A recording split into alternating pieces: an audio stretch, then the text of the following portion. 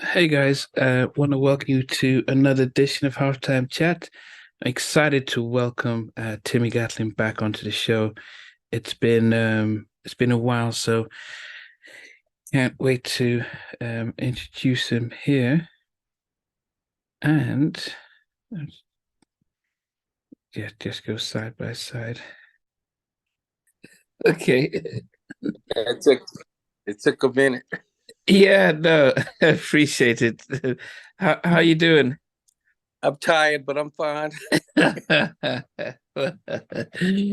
Well, I think How you doing? You look good. You look good, Neondy.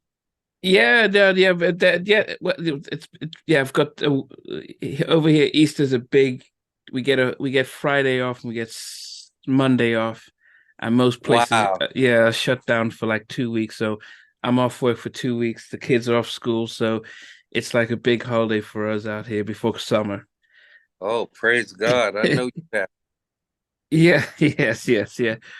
But yeah, when I reflect back on the interview we did, gosh, almost 2.5 years ago.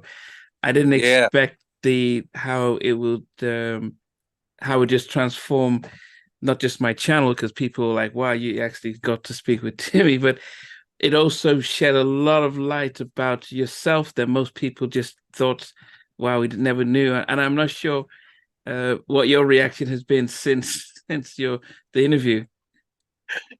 Well, I know you're doing big things, so that's good. I watch. I shadow you, and I'm happy when I see a lot of YouTubers or people that's just starting out. I'm not for sure, but I think at that time when we did the interview, you was just starting out. Yeah, probably just a month or so. Exactly, exactly. And the same with I did with conversations with D, and she was just starting out, and a couple of more people that were I just again, I reflect back on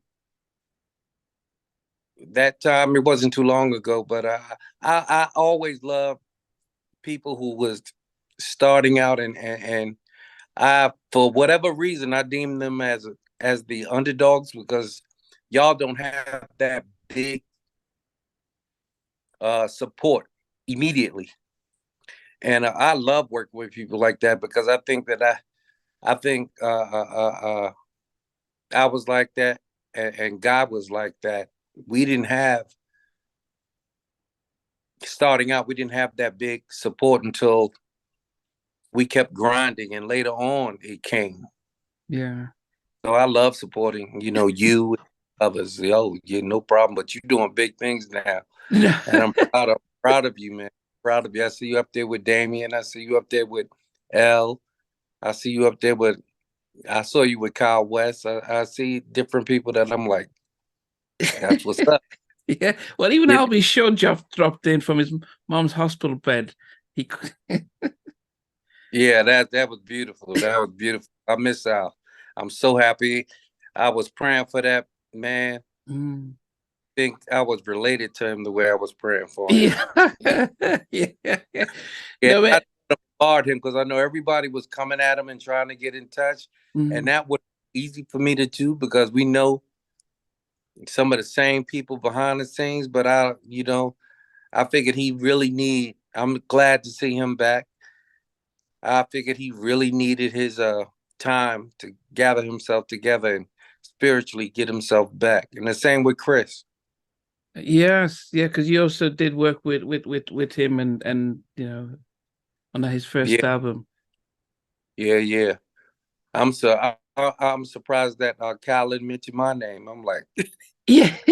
I I knew Kyle. He picked some heavy hitters though, but me and Teddy, me and Teddy basically, me and Teddy basically was there together. But I think Kyle knew Teddy a little more because Teddy was really part of that wave. Like he said, Teddy was.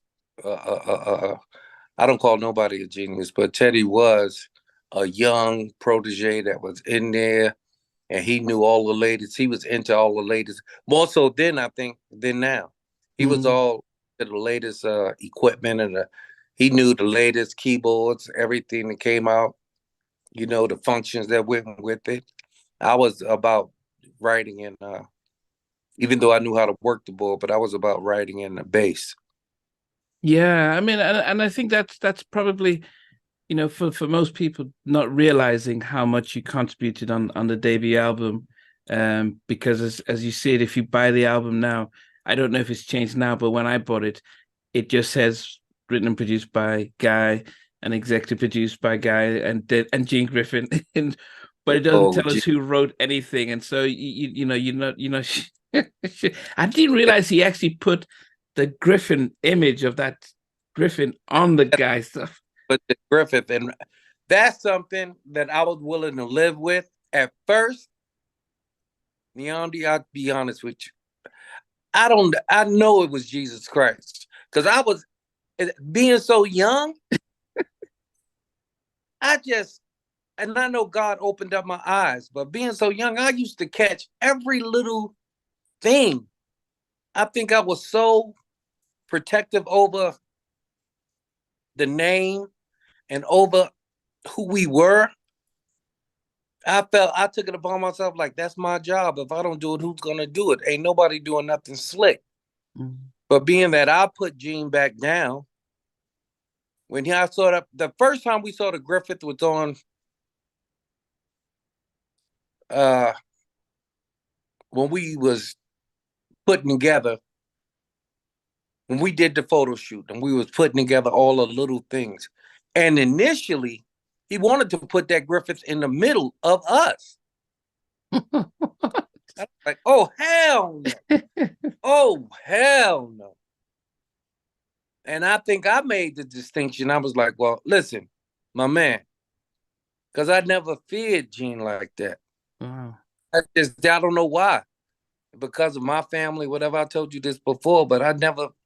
Now, Gene, people feared him. I really didn't know why. It used to make me laugh. I don't know whether I was playing with death or whatever, but I had heavy hitters from, we grew up in the hood. And I had heavy hitters that was willing to go out for us or go out for me because of what I stood for and my family. And so I never that concerned me. So I said, you probably could put the distinction was, you probably could put that Griffith somewhere in the corner or on the side or something. I'm not saying that it won't work because we had the colors on, Mm. My vision, the dress well, but be different. Like all three of us was individuals.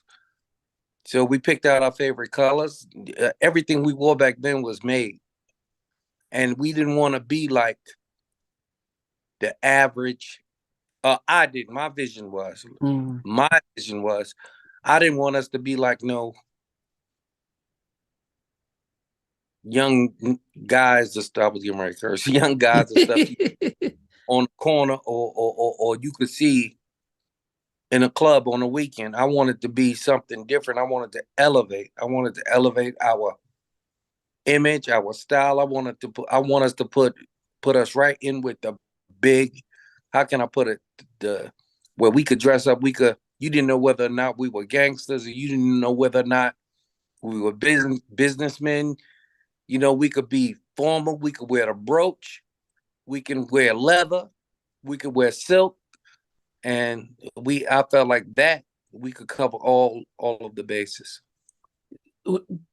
Was Gene instrument? Because I remember speaking to Damion, he mentioned how Gene had a sense of style. Did he get involved when you guys were doing the photo shoot? Most definitely. Gene was impeccably dressed every single day. Sometimes he would change clothes in the middle. No, honest. Gene, I saw your interview with Clurel and Oh yeah, Clurel. Yeah, that's my boy. And he sent me and said, Timmy, he called me, I called him back. And he said, Timmy, I really want you to look at this, man, because it made me feel good that, Niamdi reached out and we did the interview. I said, oh, great. And I didn't think nothing of it. Days went by. And he called me again, man, you should really watch it. So I said, I took that as a signal that He wants me. And so I watched it, and I was like, wow, he really, really did great with explaining. And I forgot. Don't ask me because we were so close when we were kids, man. I literally forgot how Clurel mind worked. He remembers every single thing. He can go back in time and remember what we had on, where we was going, who ate what. Yeah. I thought of a Clurel, and he hit a lot of things right. For the most part, he hit things right on the head.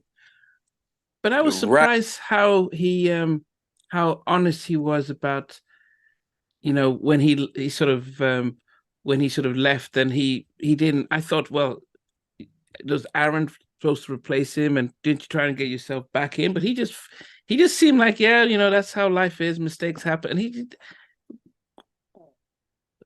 What do you mean? Like, no, I was surprised how honest he was about, yeah, it happened, and he didn't feel jealous for Aaron. It just seemed as if, well, Aaron sang differently than he did. He was sort of that Ralph Tresvant singer, and Aaron brought something different. And he, matured, Clurel matured, Clurel matured. We all should mature, but Clurel matured in such a way that when I heard the interview, because I talked to him not every day at all, like every month or every other month or whatever, he reached out, he sent me videos about medicine, health, and okay, food stuff, and tell me about his vocal coaching and things. So every now and again we touch base. It's like siblings that grow up, and we just have our own families, and we spread apart. But I was amazed. He matured so much, so he couldn't help but to be transparent. But the details that he gave about each of us was right on point. There was one or two things I said, "Damn, it didn't happen that way," but you get a pass for that. yeah, yeah, yeah, everything else, everything else was such right on it. It was right on it, and I'm like, he did a great job. He really did a great. If anybody really wanted to know the beginnings and the embryo of Guy and Kids at Work, you could listen to Clurel. I mean, I tell you, the best of my ability, the best of my memory, which I try my hardest to stick to the facts. Like I said, interview with the early interview you had with Damion, and I'm listening to him, and he doesn't owe me nothing besides respect, because I feel, excuse me, I feel that if God hadn't given me the vision to create a group like Guy, literally create, going around bringing Teddy in, finding Aaron, writing the songs, I always dressed like that, always. What group would he fit in? What group would Damion, if Aaron wasn't his brother, what place would he have? He wasn't in no singing group. This is not what he did as a child. He never picked up instruments. He played the drums a little bit, but you don't see that displayed in concerts or whatever. You see him on the timbales a little bit, and the drums and hitting the cymbal and the crash cymbal, but other than that, he's dancing. And I'm like, okay, what other group with a long gray beard would you fit in? If you wasn't singing, and I know it sounds like I'm getting a little animosity, but what irked me, the fact you said, Timmy said, he saw the name Guy here, but I choose to believe Gene. And you're right. God has given us all free will. You can choose whatever you want to choose. But the truth of the matter is, I know where I seen it. I'm still married to the same woman. At the time, she was my girlfriend, Veronica. Wow. And we walked up on 125th. People laughed at the name Guy. Guy, because back then it was like, I don't understand. And there was a store right there on 125th Street and Morningside Avenue, between 8th and Morningside Avenue, that said Guy LTD, Guy Limited. And it was young men clothes. And back in 1987, it wasn't no high end store at all. But it was a boutique where you knew when you went in there, even the people in the neighborhood know you must have some money. You must have some dollars if you buying it. You know what I'm saying? Yeah. And so for him to say, I choose to believe it, you think I'm up here lying? If you talk to your brother, Aaron was calling me every day at one moment before they went back on the road and whatever, because we got our masters back. But he was calling me every morning. You don't have to choose to believe nothing. Believe your brother. He knows. Gene didn't have a name for the group. Gene was just, when Gene got out, when he was incarcerated. When he got out and I saw him on 127th getting our cars washed. And he played me this white rock group. The rest in peace. Hopefully, Gene, I pray that you are. But I played him the cassette of the 3 songs that Teddy, Aaron, and I did. We only had 3 songs as a cassette at the time. And he was ecstatic. He was happy just to be a part. Matter of fact, he basically begged. And Gene was a straight up gangster. Fly, charming, smell good all the time. He wanted to get back on. And he immediately, being that he was older and been in the business for so long and saw all of the ins and outs of it, he knew immediately there was something there. He didn't know what, and it was laid out on the plate because of my vision that God gave me. The name was there, the image was there, everything. And to him, we was basically emulating one of his great favorite groups as well, the Gap Band. Mm-hmm. Gene loved the Gap Band.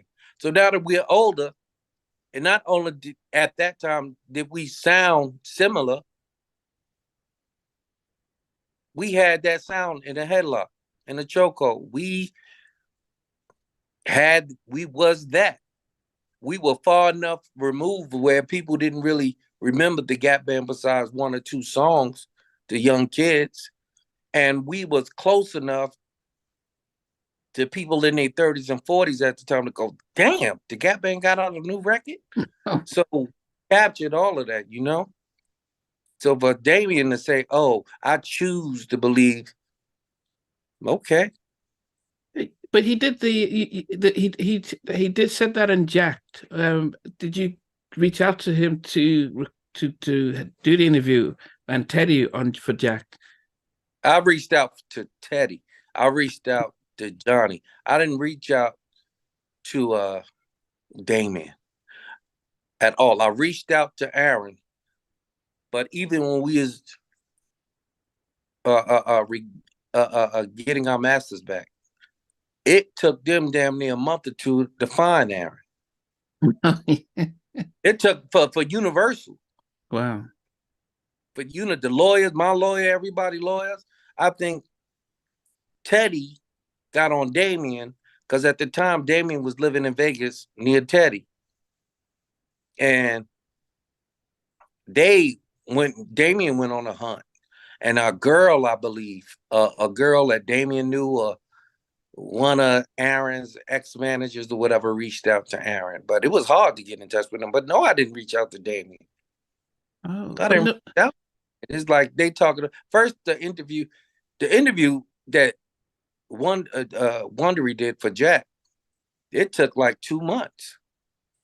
because they started out. I don't know whether it was intentional, deliberate, or whatever. I'm glad, even though I'm glad it came out for whatever. The interview started with me, with the hopes that they will get Teddy, because the nucleus of the Jack was Teddy and myself.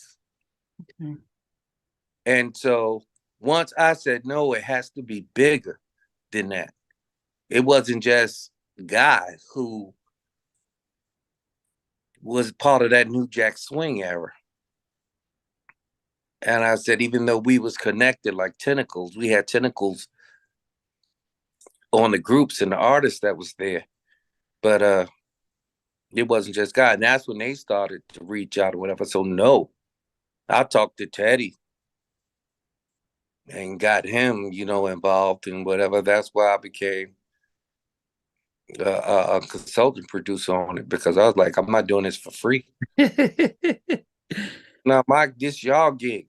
And if it go mainstream and y'all do songs and stuff that I didn't give approval to, that's a lawsuit.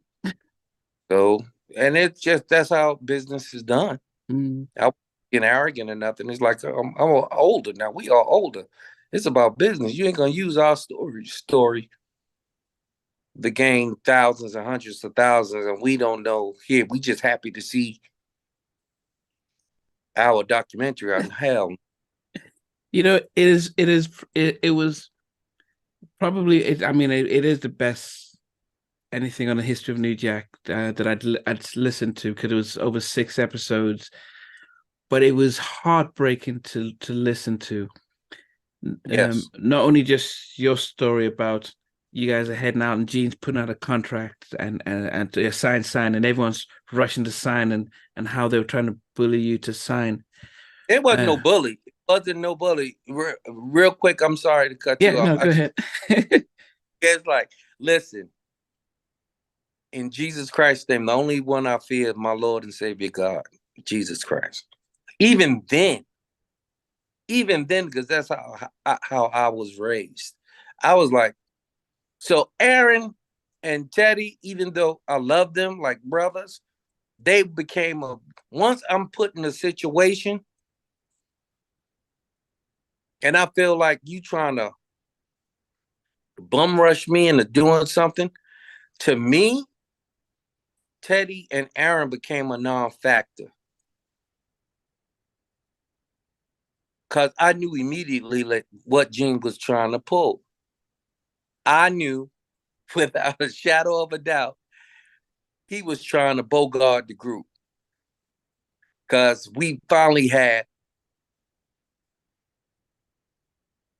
a contract that was put before us for a lot of money that he knew that he could bully Andre.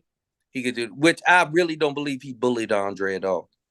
I believe Andre saw the vision as well. Andre used to, you got to remember, Andre used to catch us. Andre Harrell, me and Teddy, at the time, Teddy had a Jetta, the black GTI Jetta. And I had a white Fiero at the time, GT. And we got that from the rooftop by Gusto, who was managing us for a little bit. Gusto, now that was a real dude. Gusto Wells, that's my nigga. Excuse me. But anyway, we used to ride around downtown and whatever. And for some reason, Teddy knew exactly. Teddy used to drive fast and it was a stick. And Teddy knew exactly where to go. He knew exactly whether he couldn't get certain things done, but he knew exactly where to show up at and whatever. So Andre Harrell would meet us and talk to us downtown on the corners or whatever. And I even made a joke to Andre and Teddy. I said, why are we on the corner like we scared of somebody? I don't get it. And Andre used to say, Tim, this is serious. He said, I gave y'all, we would turn that into, I know you're going to buy what? And then Andre go, what kind of car you like? What kind of car? But y'all gonna be able to buy 2 or 3 of them and whatever. So it was about big money. And Andre was explaining to me, he thought that I didn't know the severity of what. And I could be honest with you, at that age, 22, at 21, 22, I didn't know. But I knew that we had to fight for what was ours. Mm-hmm. But he used to talk to us. But I sensed that there was some kind of a fear about Gene. I sensed that. I'm like, but if you can give 500,000 to us, you got enough ends to buy any protection you need if you make the right. But Andre always was one of the smartest young African American businessmen that I enjoyed being around, that made you feel he never was ostentatious. He never was like, he didn't show his jewelry. He wouldn't wear fancy clothes unless he was going someplace. Now, when he went someplace and he suited up, you knew that suit alone probably was 5 G's. Wow. Them shoes like $2,000. His glasses was very expensive. But when we moving around in the streets, very basic. You wouldn't even know that was Andre Harrell, who Andre Harrell was. You wouldn't know. He looked like a regular dude. Mm-hmm. A 9-to-5 dude. You wouldn't know that. So he was like, Tim, calm down. This is a lot of money. Now, Teddy was nervous. Teddy would always say, Tim, you don't understand. This is big time. This is big. I'm like, but we prepared for this, and we just gonna let people take it away. I use another word. Let no matter who's with us or against us. I was coming from that, and like, we worked too hard and too long to get it. But Gene was savvy. Wow. Gene knew divide and conquer. Okay. And exactly what he did. But how soon did you realize that you sort of made an error of judgment inviting him back in? When the contract was laid. Okay. Because we used to have meetings and we used to talk. And when we was kids at work, we were little kids, teenagers, you didn't do nothing there. You was just happy to be there. You had a picture up on the wall. So you just saying, go along with it, don't say nothing.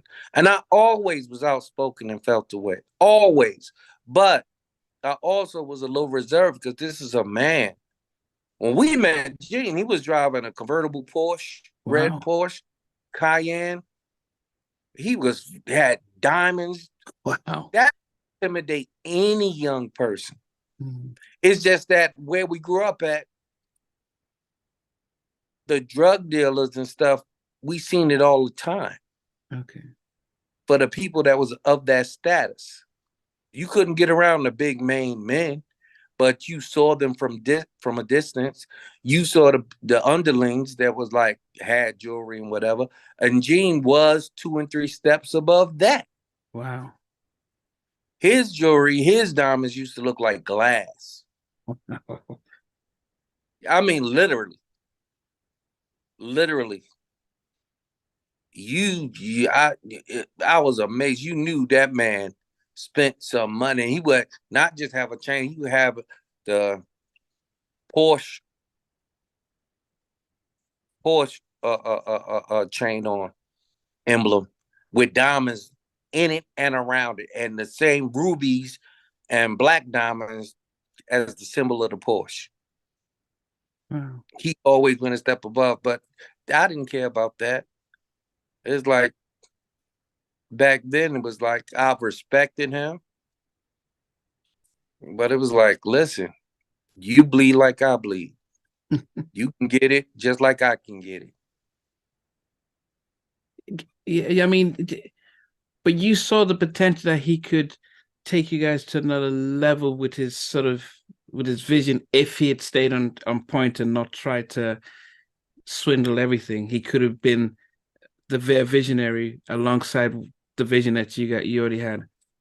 Niamdi, I'll be honest with you, it wasn't their vision. It was my vision. I dreamt it. Jesus Christ laid it before me. Like, I dreamt it. And when I tell you this, it's hard to believe because people say, oh, you got lucky. No, it was a dream. It was a visual dream, a dream that as a young kid I never had before. And it took a year. It didn't take long for it to come into fruition. It was like, and I didn't move the pieces of the puzzle for it to do it. I didn't set out to, I just happened to meet Aaron.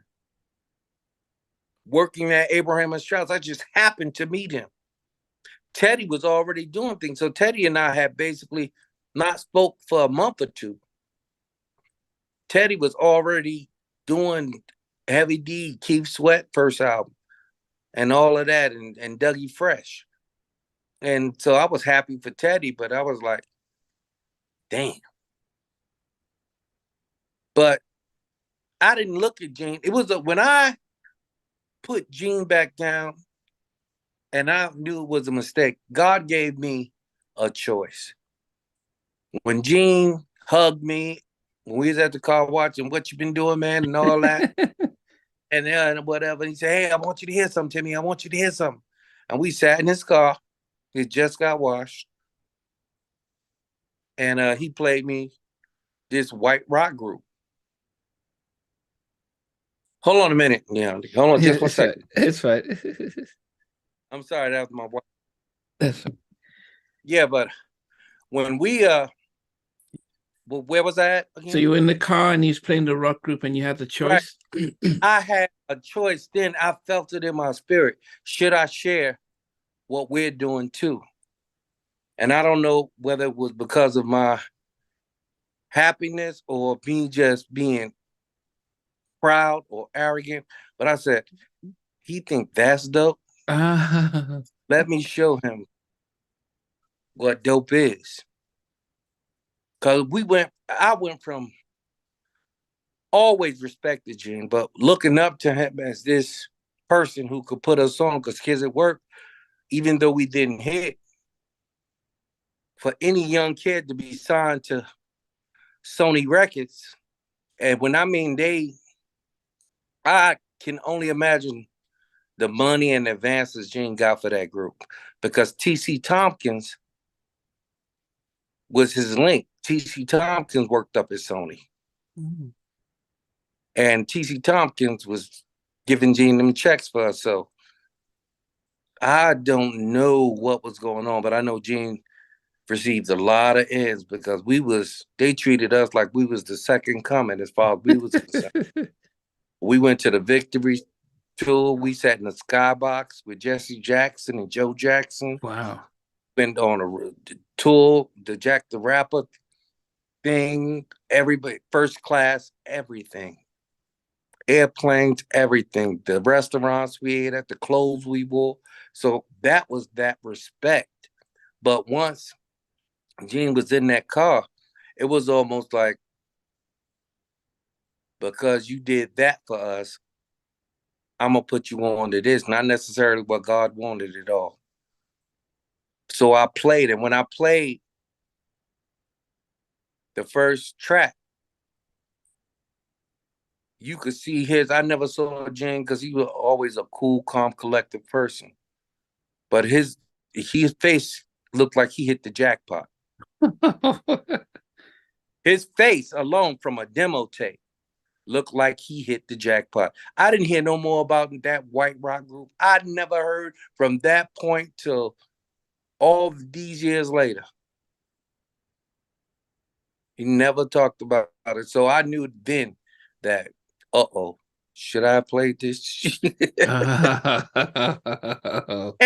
and then God bless me, because I didn't have to tell Teddy and Aaron about Gene. I saw Gene and whatever, because Teddy did not want nothing to do with it. Teddy did not want Gene a part of it, period. So Gene didn't have a vision. I wasn't looking for Gene to have a vision. No. You can't give someone a vision that God has given to you. Mm-hmm. It's impossible for them to understand it, see it, comprehend it. Gene was in it to ride the wave. and benefit off of it and capitalize off of it as much as he possibly could. I saw that when we started to go to these record companies. He started to turn back into I don't think it never left him, so I won't say the old Gene, but he turned back into who he was. He started to unveil, I'm here back, I'm whatever. And it's the contracts, that this is where, without signing the contracts, there is sort of no way he can officially do anything. So that's where he wanted everyone to be signed under him. Yeah, but you gotta say now we went from young teenagers to 16, 17. I think at the time Clurel was 18. I was 16. Teddy was like 15, turning 16 or something like that. It was like, who does that? We a little bit more. I was anybody you ask from kids at work or guy. Not that I wanted it, whatever, but I was the leader. I was the one that the members followed because I was the one that had the voice. I was the one that spoke on behalf of the group. And I was like, who does that? Who put contracts in front of you and say, sign it? Without What? And it was a thick contract. It wasn't no little contract. So I heard Damion said, oh, it was just a paper like that. Now, Gene used to pull little Don King tricks, get you to sign the 3 or 4 papers or whatever. Or come back like a dictionary. I wasn't going to do it. I wasn't going to do it. And it was, again, I told you this last time, it wasn't that I was studying to be an attorney, whatever. I always go by my spirit. And in my spirit, oh, hell no. You think we gonna just not the first thing on it, the first word on that in the paragraph I seen? I'm like, what? This mean this lad? I went back and looked it up. That means forever. Connected to this man forever. I use another word. He gotta be sick. So I played it for a long time, like, oh, I just didn't get around to it. Oh, I let days go by. Oh, but I was never planning on signing it. I told Aaron and Teddy that same night. I said, we not, I said, we. And that's when Teddy said, yo, man, but this gonna make us. Teddy always, I don't know where he got that soft voice from now. He learned probably being around Michael Jackson, but talking like whatever. That wasn't, they was like, yo, man, yo, Tim, this could make us. I said, we make it anyway. But Gene could sabotage. Gene ain't gonna sabotage his era. I said it. I said that era Gene came up and is over. I used to say things like that. Aaron just wanted to go along. Whatever we said, Aaron was just, yo, he was the vocal, but Aaron already played that, yo, whatever happened, whatever, and then laugh and stutter a little bit. But Aaron wasn't vocal about where the group should go because he just got put down. He just saw something happening and he saw the ship sailing. And he like, why would I jump off this ship? Then he knew that the energy and the people talking in the industry was talking about us. So he knew, whoa, this happened quicker and bigger than I thought. But it wasn't, I wasn't looking for Gene to have the vision and carry us. No, I was looking for Gene, which was bad on my part, but I was looking for him to basically be the consultant and be the muscle in case people tried to step to us outside of our hood, outside of New York City, to make sure that was his job. I wasn't looking for Gene to be the brains of nothing, even though very intelligent man. But I wasn't looking for that because the music spoke for itself. I knew without a doubt we were going to make it because of the vision I had. If Teddy and I and Aaron would have stayed together. And to me, I'm happy for them to do it. But what you see today on the Legacy Tour and the years before that, the way they set up, and God, please forgive me. I don't want to say nothing to, I'm not, God has blessed me in my life incredibly, Neon D. I'll be honest with you. I'm like, there's no jealousy, especially now. Because everybody doing their own thing. I'm behind the scenes. I'm doing quite well for myself. Praise Jesus, and I wish the best for them. But these are guys I talked to a year and a half ago. They was on my phone every day when they wanted something, because they tried to get the Masters back to something Universal without me, and Universal was saying no. We need everybody in the group, everyone. And I was talking to Teddy, going back and forth, how they want to do it, where we wanted to do it. Talking to Aaron was calling me every single morning. He was still pissed at Teddy and all of that. And I tried to do my best to calm that down. Just let's get through this. So I'm not jealous and I'm happy. But the group you see on the Legacy Tour, I saw when Damion came back on your show to talk about it. How it's gonna be a killer of this and killer. Nobody listen. If you didn't, we knew New Edition when they was little boys. It was a joyful competitiveness that we had with them. But we knew what hard work was. We knew Teddy knows. I don't get it. Teddy, even seeing that Legacy Tour, I'm not hating on them. I'm not hating on the show or whatever. But look at, I hate to say this. I want you to go back and just look. You probably have or whatever. To me, it's like organized chaos. It's like that's their vision. Even the dress, the way that they dress. God, we set the tone. God, I felt like we set the step so high that it was everybody started copying the sound, the look, the dress. Everybody. There's groups followed us that if you talk to them or whatever, they'll say, "Guy, where you get your sound from?" God, they're girl groups that follow us. Girl groups that followed our sounds, followed out from SWV to on down the line, that followed our template. So I look at them now, it's like you look at New Edition.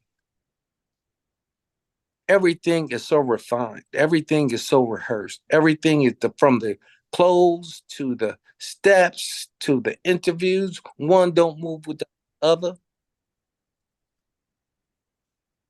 Hey, hold on. You there? Yeah, I'm here. Yeah. Good. Don't move without the other, and it's just I love the way New Edition has, even though every group and every family have their issues and internal issues. I love the way they had circled back around and worked it out and understood that this is a business and we're a family and we all got to eat. I love the way New Edition is doing that. I even seen Keith's show, and Keith's show was dope. It's just dope. When I see my brothers, it's like Teddy looked like he rehearsed. Teddy looked like Teddy looked like he had his own rehearsals simultaneously with Aaron and Damion. Because he's also playing with Keith. Okay, yeah. And I don't give a wrote it. I don't care whether you wrote it. I don't care whether you played on it, produced it, or what. You still need rehearsals when you on stage in front of people and you got to play your keyboards and your voice box. You need You know when to come in, when to come out, when to ad lib, when to do your riffs on the keyboard. So it's obvious that first it was one song, now he come out on stage and play two songs. But once again, it's set up for Teddy to do well and not the group because vocally, Aaron probably have to go back. That's not hoarseness. I don't know whether he has nose. He had nose before on his vocal cord, but he doesn't sound like the Aaron of old. He doesn't sound like. I wished him well and wished him the best, but that's not Guy. That's not Yeah, the vision is because gave people, me. yeah, people have mentioned his vocals, and I just thought, well, as you get older, your voice kind of doesn't keep up. But then they kept saying, well, Charlie Wilson on the Culture Tour was I sounding. wonder. El DeBarge. El went through some of the most traumatic diseases and addictions you can have, and he still comes out. And I don't. And you, when you are addicted, you forever battling with that disease. And El still sounds like he just wrote all this love and I like it and a dream yesterday. He sounds the same, whether it's in a small room or it's out performing at a concert. El DeBarge sounds the same. That's a gift from Jesus Christ. Christopher Williams was in a damn coma and was sick in his liver. Christopher Williams still has his vocal. That's facts. So it's not about the age. Aaron is not as old as Charlie Wilson. Don't come nowhere close. But it's Jesus. And it's taking care of what you need to take care of. And Wow.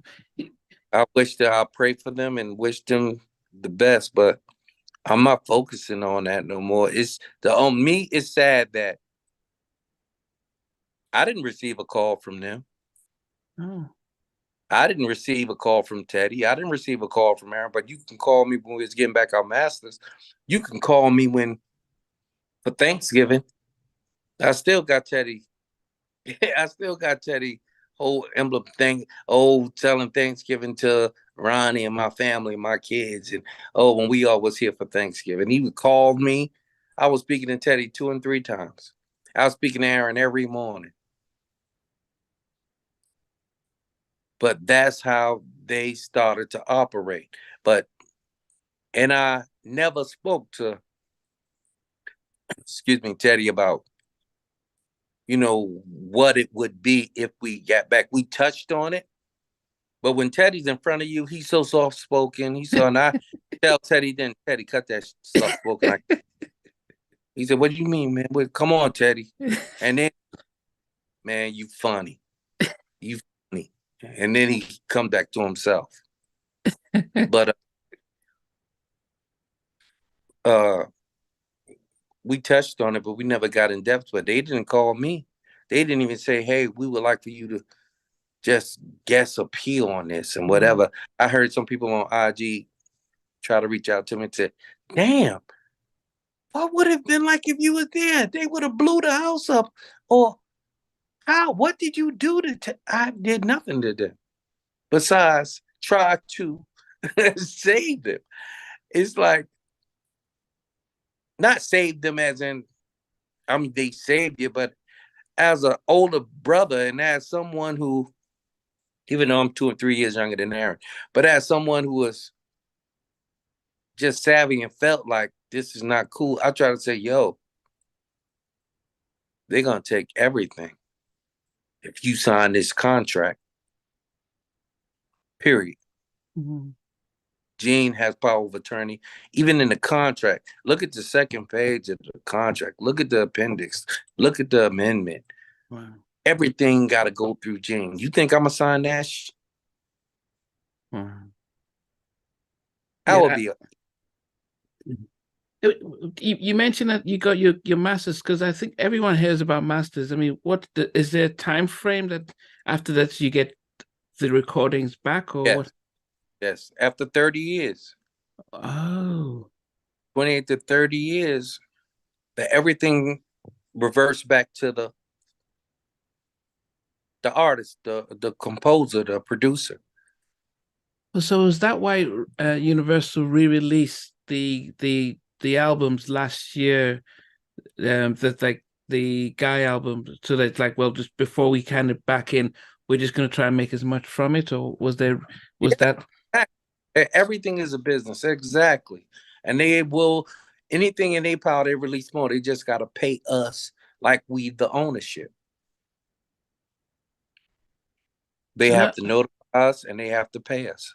so now that you have the masters back for, say, I like, what does that mean? What does that mean now? Nope, no one can do the songs without us licensing them. Like you have to pay us for licensing. But You before they have could, to before they could do it or whatever, they'll pay Universal or they'll pay the other entities that the publishing was sold to. Like Teddy was connected with BMG, Zomba, and a bunch of other people. That the deal that we did this time, getting our masters back, all of that's null and void now because after 30 years, um, everything come back to us. It's almost like when you file for chapter 11 or chapter 7 for taxes. It's like people can come in and try to do, but if you listed all of these names now, it's red alert. Everybody have to understand that, yo, too late. So sad, so bad. You didn't get nothing. They filed for, and the same thing with people could fight to say, oh no, we still own this, we still, but they can't because after 30 years, all those original songs and masters come back to the producers, composers, and writers. okay. So then the Gene, Teddy and Aaron sold stuff signed over to Gene, and I'm sure Gene probably sold his stuff off to the person who bought Gene's stake in it. Did they hit that? That's it. They've lost. That's nothing. They don't own anything anymore. Or Well, Gene, the savviness and intelligence, Gene is this. That's why he made himself a fourth member. And I was telling Teddy this. I said, in years to come, so Gene basically gets what Aaron, myself, and Teddy get. wow. Whoever owns his, probably Donna, his wife. I'm assuming. I don't know for sure. Mm. But that's why he made himself fourth member of the group. Gene ain't no damn member of the group. Gene ain't have to go out and dance and sing or write or produce anything. He tries to turn himself into a producer. I don't give a damn who say what. I've been in the studio with Gene, come up with ideas, but no ideas that you want, especially back in the time when we were writing. We don't want no. Gene ain't never was nowhere with us where he gave an idea. Mm. Now Teddy and Aaron may say something different, but I wasn't there. Yeah, I mean, most people have said that when I Basic Black and the rest, they said Gene would come into the studio, say how things going, and then he'll leave, and that was the most you'd see him in the studio. So yeah. Well, he that first Guy album. I'm only speaking about the first Mm. Guy. I mean, he wouldn't do anything. As I said, they'll just say he'll walk in, say hi, and then leave. That's as much as you'd see him on anything. It's just to say hi and Well, leave. that was his. And Kids at Work, he was very, very, very involved. Okay.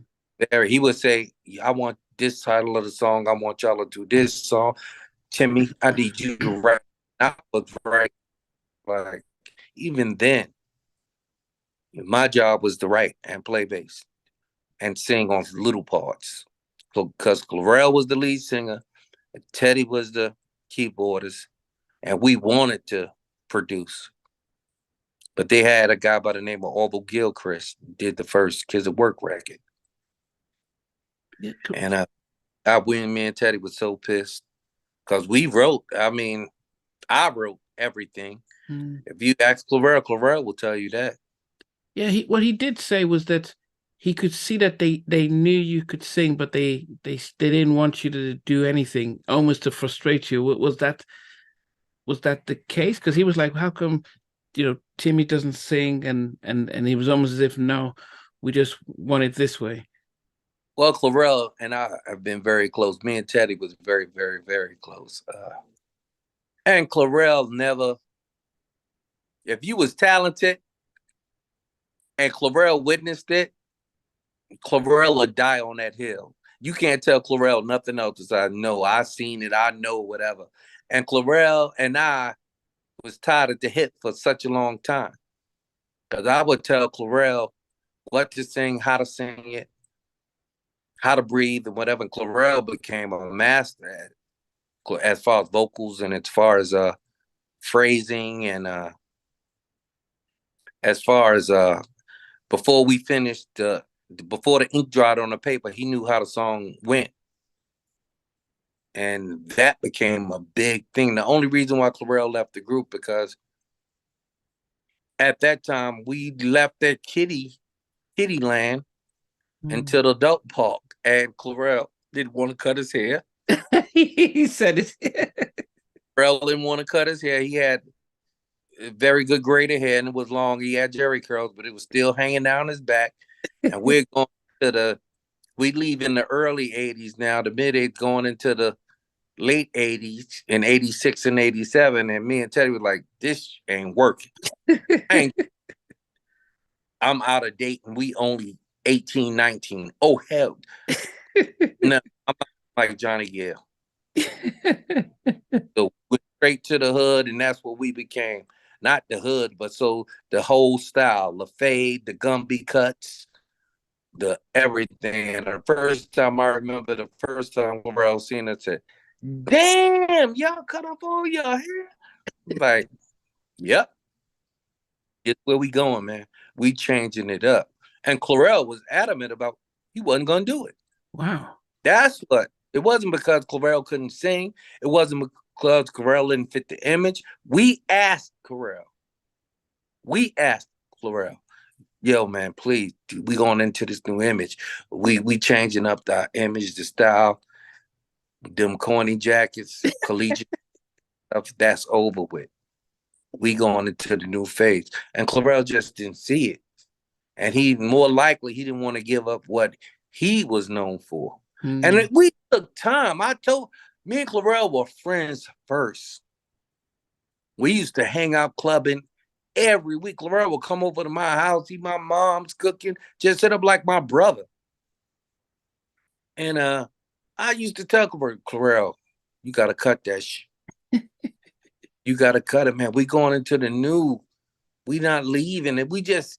God just put it to the right place, the right time, the right era, where we just sensed that things were changing. We just sensed it. We didn't follow nobody.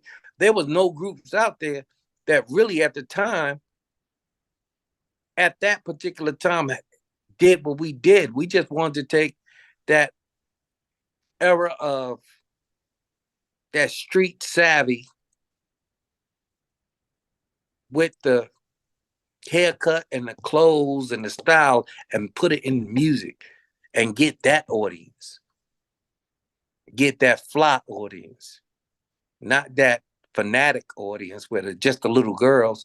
That'll come. But we wanted to get that style where hustlers, gangsters, grown folks would play our music. And not categorize it as, oh, I want to hear that bubble gum. You know what they say. Yeah. I want to hear that. So my writing style changed tremendously. And I'm thinking the groups that was out that made me change. There was no groups out. There was groups out, but there was no groups out that really. Was Levert out by that time? Say that again. Levert. But Levert had Jerry Curls too when they came up. Yeah. You know, they were bigger. They even though they were young, because I talked to Mark years ago about it. Even though they were young, they always had an older image. Yeah, they did. Yeah, I used to think that they were much older. Yeah, especially because Sean and Yeah, yeah, because they was big, Jerry Curls yeah, and Gerald Levert Gerald, did look big, and he did. They always looked old, and they dressed old. Yeah. yeah. And I was like, oh hell no, I ain't. We thin. I'm not going in that direction. I love Levert's songs. Mm. And I never really looked at the artists like that. I would look at the producers like the Callaways and Quincy Jones, and I will focus on that. I love the imagery and artists, but when they didn't beat what I thought, I left it alone. I was like, yeah, they got a hit record, but nah. Yeah, because They, go ahead. during that time, there were more sort of bands groups. So you're thinking about F one and Fire, Ready for the World, Midnight Star, Atlantic Star, SOS Band. It seemed that was more of the era where I, they. right. I love these songs, but I wasn't thinking about groups like that because it wasn't. We had our times when it was 7 and 8 members of a group. We wasn't going for that. Mm. I wanted to go back. And when I went back and listened to old records and stuff, the first thing that really caught my eye was after God allowed me to dream. I went straight and started digging up. And I even went to the record store and got the Gap Band records. Wow. I went immediately. What is this? Because I remember having a dream and there was no faces, but there was this group. It was the Gap Band with the fringes and everything. That's why every now often you'll see Teddy and them still wear the fringes.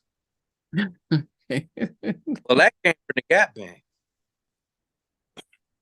The Gap Band wear the fringes. And so I wanted to do a whole nother different style. But anyway, we went into that emulating. We're gonna bring that sound back, but we're gonna be the new and improved. That was my whole goal. Mm. That was my goal.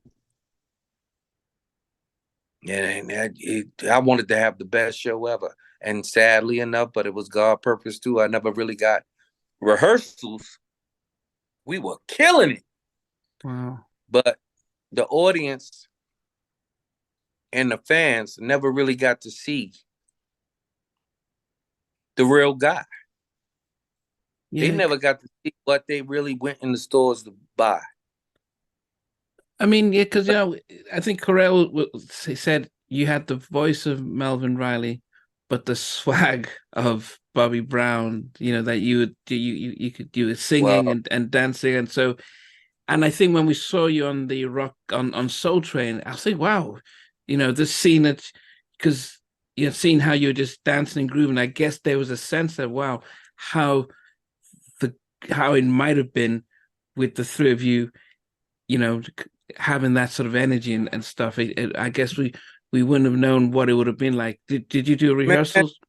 even in rehearsals, even Teddy and I we knew what each other was going to do. We was 12 and 13 and 14 together. We've been doing it, playing in bands since I picked up. Teddy used to, when Teddy was 12 years old, me and my brother used to emulate the Jacksons. Teddy was the keyboardist. Wow. We knew every move each other was gonna make. Then when I started playing bass, it was Teddy and Tim and Teddy. It was like we started writing songs. People would say, "Yo, y'all getting y'all for Ted and Tim, or Timmy and Ted." It was like that when we started writing songs. That's why Andre Harrell wanted me and Teddy to do a hobby show. We would have never been on I'll Be Sure record if Andre wouldn't have signed us. But even locally in the street at that particular time, when R&B was still alive and well and on fire, Andre in around, even in the street, you could hear, yo, these young kids writing their ass off. Tim and Ted, Ted and Tim. That's why we did I'll Be Sure. Because at the time, Al already had our Night and Day, which was fire. And allow us to get on that album with Slick Rick and write and produce it. So it wasn't just Teddy. Yes, he's taking all the credit now. If you look at the live concert now, it's almost like the Teddy show and Aaron Damion is guest appearing. Yeah. I mean, a lot of us would have wondered that if you guys could have been like on that level of Jimmy and Terry and Ellie and Babyface as a writing and production duo, you and Teddy, if you had continued. That shoulda, woulda, coulda.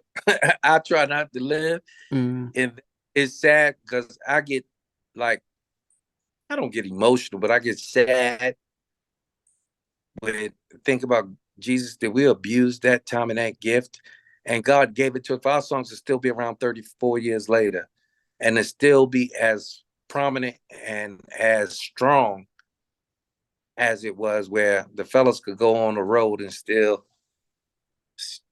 sing, especially for African-American group, is a great feat within itself. Yeah. Great feat. And the only sad thing to me is, after all these years and all this time, you mean to tell me if anybody should have animosity and if anybody should still be upset, it's not gonna, first of all, being angry or being upset and stuff, it ain't gonna do nothing but hurt you. It destroys you inside. So I chose a long time ago, leave that alone. And you could best believe I still get it. Yo, are you the Timmy Gatling? Yo, I went to the bank the other day and she was young. She had to be in her, like, I'd say her late 20s or early 30s. And she saw my name down and looked at the check and said, you wouldn't be Timmy Gatling of God, right? So every now and then hit that shit. And you still take you back, and I just say yes, exactly. And then they want to go off in it, and I'm like, please, ma'am, just deposit my money for the aisles. And she started talking, oh, that's my song. Oh, what happened? They want to go into like the interview. What happened? So I'm in a rush. Oh, so. But when you did, I'm like, go ahead. I'm sorry. No, I was saying when you did the Jack series, as I said, it was riveting. And as anyone who's not watched it and listened to it, just search Jacked on any Apple or Google or Spotify.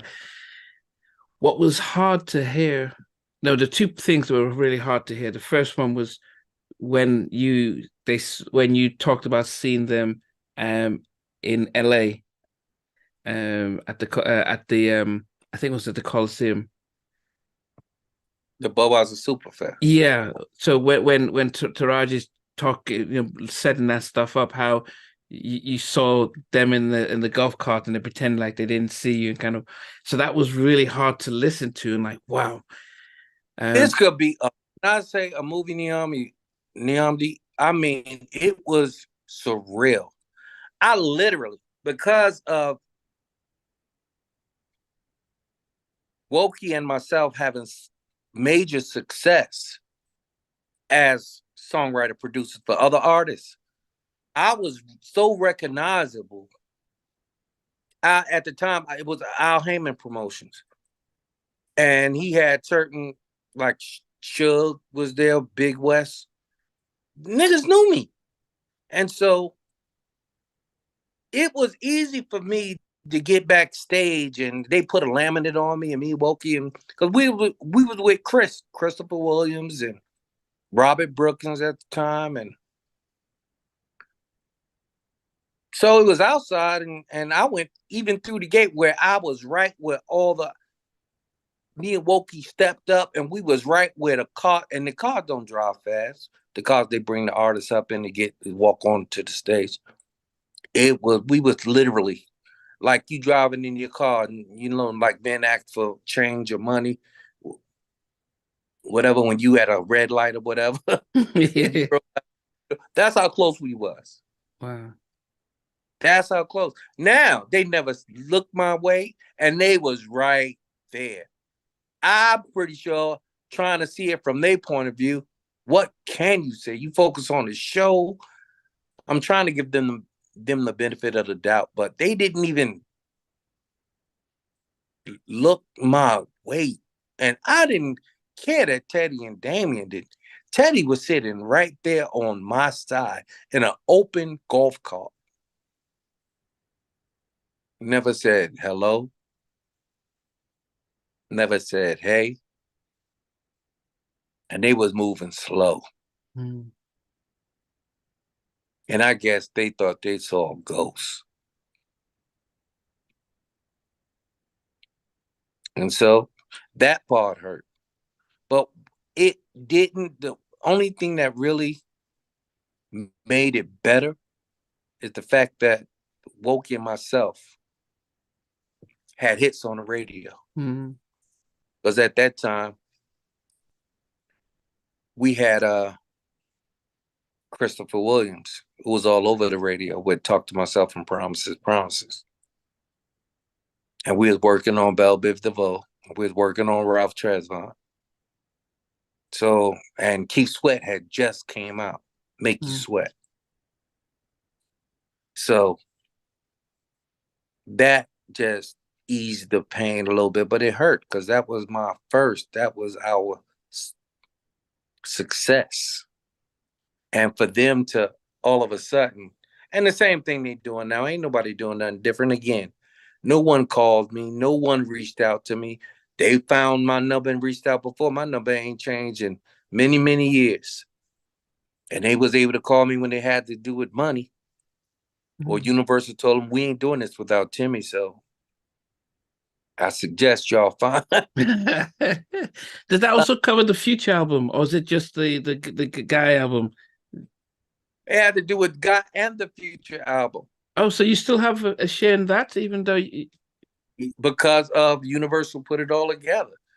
So all of the members, and I was pissed because I'm like, Damion ain't had nothing to do with the first album at all. Okay, so okay. Because Damion didn't write anything. Even on the Future. He didn't write nothing. Okay. And so it's sad, it's like that part of it is sad. It's like we in our 50s, and they still out there on the road taking off their shirts, wearing jeans across their ass. Like, nigga, we didn't do that when we was teenagers. What you doing it now? Oh, with a long gray beard, with gray beards. But that's their vision. Mm-hmm. That's not my vision. That wouldn't be my vision today. Yeah. It wouldn't. That's not. My vision was total antithesis to what they're doing. Yeah. Like a bunch of people got together, we ain't see each other in many years. Now we gonna walk up on just stage and just jam. And we bumping into each other, we running, we do a few steps, we taking off our clothes, we doing this like we got on regular jeans with silver pads on the knees and black socks with white sneakers and some jackets that look like I don't know where they came from with GUI on it. But other than that, I pray for him and wish him the best. Yeah. And the other part that was hard for me to listen to was the recollection of Gene ending Teddy's relationship. with the girl from not Topaz, I knew Mary Oh, you Brown. talk about the girl from the group that they had signed to GR Production. Yes, and I don't know, right? They had right stuff. I can't remember why the name escapes me, but when she was telling her story about her and Teddy's relationship, and Jean says, "Okay, I don't trust that she may get into his ear, so I'm just gonna say." Wasn't it? She was. You gotta remember, I was shocked. The only thing that, well, two or three things shocked me. His nephew shocked me when Gene confessed to being responsible for the murder, and that part when she was giving Teddy her credit card because Teddy didn't have nothing. Mm. That shocked me. That made me sad because it's like, you mean to tell me we worked a lifetime to get to this point, whatever. Now you got to move back to the projects. You and your mother, Mrs. Riley, got to move back to the projects. Hmm. And Jean, like, she had to give, Teddy was using her credit card Yeah, to live. Yeah. How a girl that, what was the name? Abstract. abstract. Yes, yeah, that's abstract. I remember Abstract.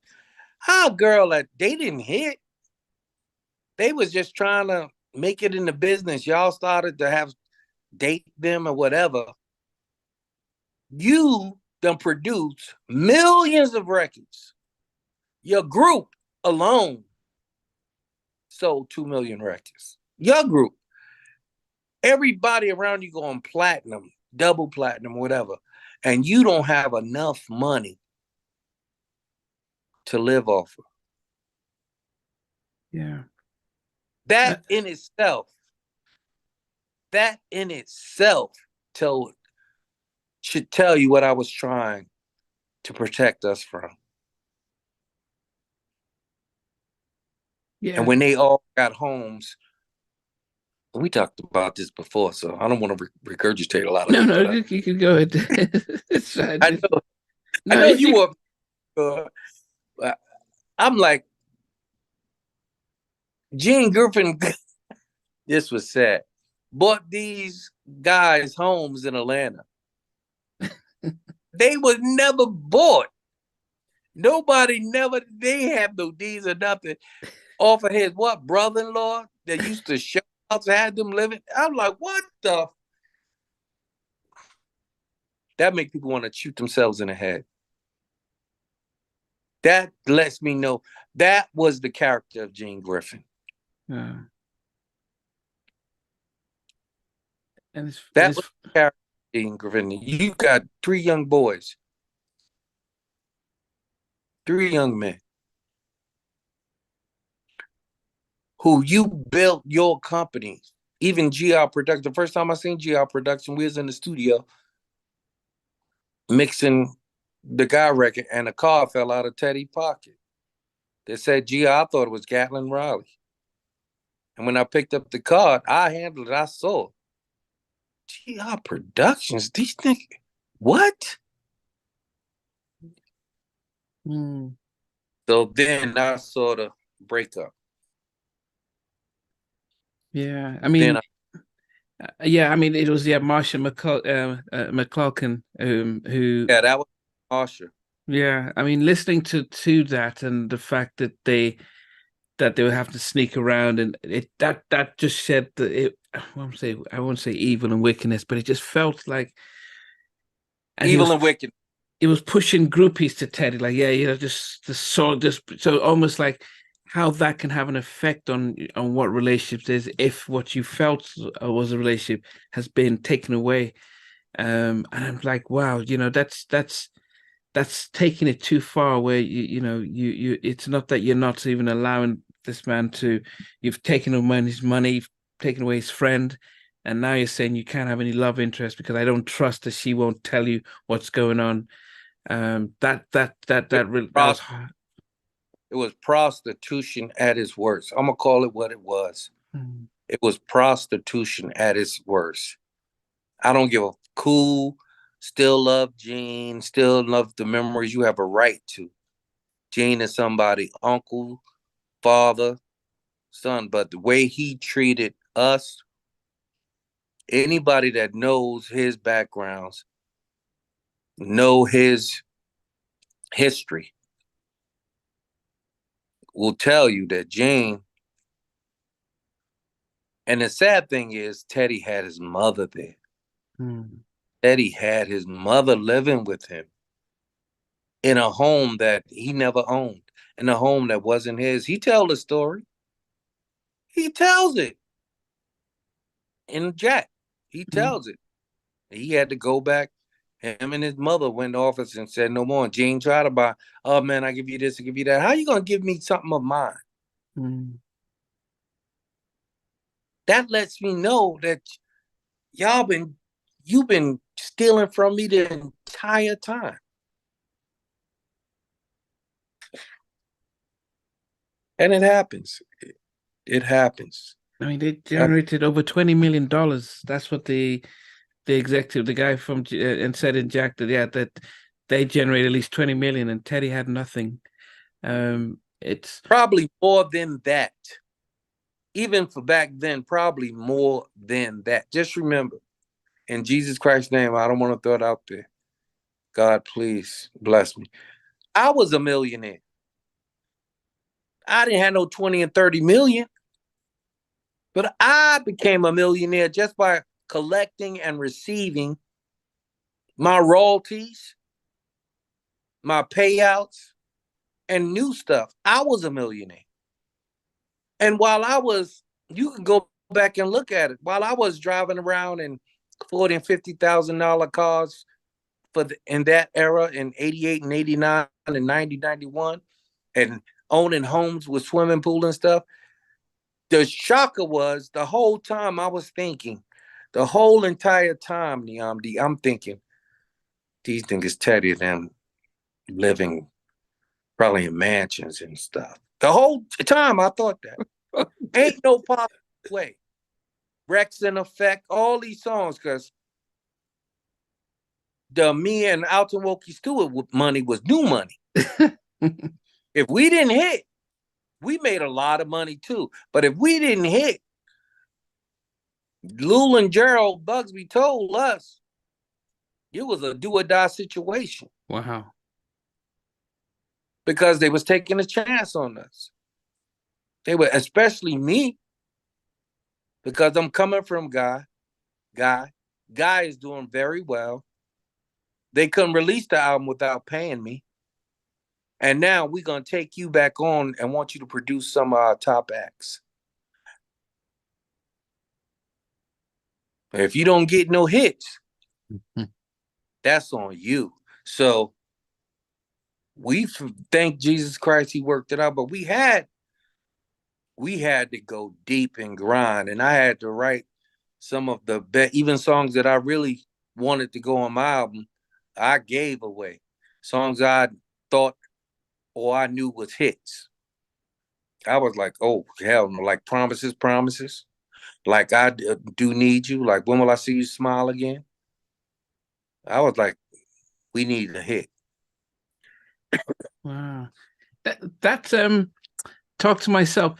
Does it people does it does sound like prerogative. What was there? It was. And listen, I lied to you not. That was our sound, Neon. That was our sound. If you listen to Spend the Night, if you listen to the topics like My Business, like Stay Out of My Business, My Prerogative, I talk to myself, that's who I am. That's who I am. You can call me crazy. That's who I am. That's who I am. So when you hear boom do do do do boom do do do do do do do do boom, it's like that was my whole baseline. That was my whole style. period. So of course, that's like telling Paul McCartney that was with the Beatles with John Lennon, oh, your song sound a lot like the Beatles or John Lennon. He was the Beatles and John Lennon. I was Guy. I did write, I did produce and play all the songs. So of course, talk to myself, and that was fresh coming off of not being in Guy. All those sounds and drum lines was still in me. If you listen to Rock Me Good, that's like Groove Me. Because all those sounds and stuff I wrote, Groove Me. I wrote these songs, so of course, I'm going to encompass that whole flavor, that whole style, that sound. Yeah. And even make you sweat because even make you sweat because people then even think that was almost like sounds that we should have seen on the next Guy album, but it seems they went a different direction, and actually Jodeci actually took that type of sound, that type of the sound that probably should have continued and stuff. If you Goodbye Love and Piece of My Love, legendary classic songs that Jesus Christ allowed me to write. It's amazing to me sometimes. Look and say, I wrote that. I can recall where I wrote it at. In a studio apartment me and my girlfriend lived in, at a little tiny ass dining room table with a Casio keyboard, and wrote the song like it was nothing. Period. Hands down. And to still see them sing the songs I'm grateful. Yeah. It's sad. It's like a bittersweet. It's like, these are my bass lines. These are my songs. These are my lyrics. And now I got somebody else singing them and abusing them like your babies. Like when I saw Damion sing You Can Call Me Crazy, I'm like, are you fucking kidding me? Are you kidding me? And that's when I started saying the audience is not getting even a piece of what used to be. They're not even getting the idea how it was back then. When we was doing recording and writing these songs, whatever, Damion probably was sleeping in a dorm room somewhere or just beginning to go to college. I don't give up. I don't know. But that wasn't his life. He'll tell you that. He joined the group because they needed somebody in the group real quick because it's hard to find a replacement. You will never find a replacement of an original member. Only thing you could do is hope to come close. Because Teddy and Aaron, I think they took for granted totally of what I contributed to the group. I wasn't just a third member or an image. I was the fashion sense. I was the songwriter. I was the funky bass lines. I was the jokester in the group. And yet I was the voice of the group, standing up for the group. Well, Teddy had to take on that responsibility. And that's why he's making himself, even on the future, he's in the middle. He's in the middle of everything. His face is on the screen first. And Aaron and Damion still look like his background singers. It looked like the Teddy Riley show. It doesn't look like a group to me. To me, it doesn't look like a group. It looked like, okay, I'm Teddy. This is one of the groups that I worked with. Here they come. And so the fans and the audience that paid their hard-earned money is not getting what they should be getting. But that's my opinion. That's my opinion. Because that's not my vision. My vision for the group was way beyond. It was earth, wind, and fire on steroids. It was bringing back the old to the new to the old, the flyness, encompassing that whole era of the 80s and the 90s, but being so fly that it was like you could only imagine at that time for three young men to be able to maneuver through that lifestyle and come out with hits like that. You can only imagine it, and we did it. Yeah. But When did you switch from being in the studio producing to moving to the executive side that you're doing now? well, old friend of mine named Matt Young, who's a Chinese Japanese old friend of mine, uh, own a major company in China, and basically they was seeking me out for years, but finally caught up to me, and after the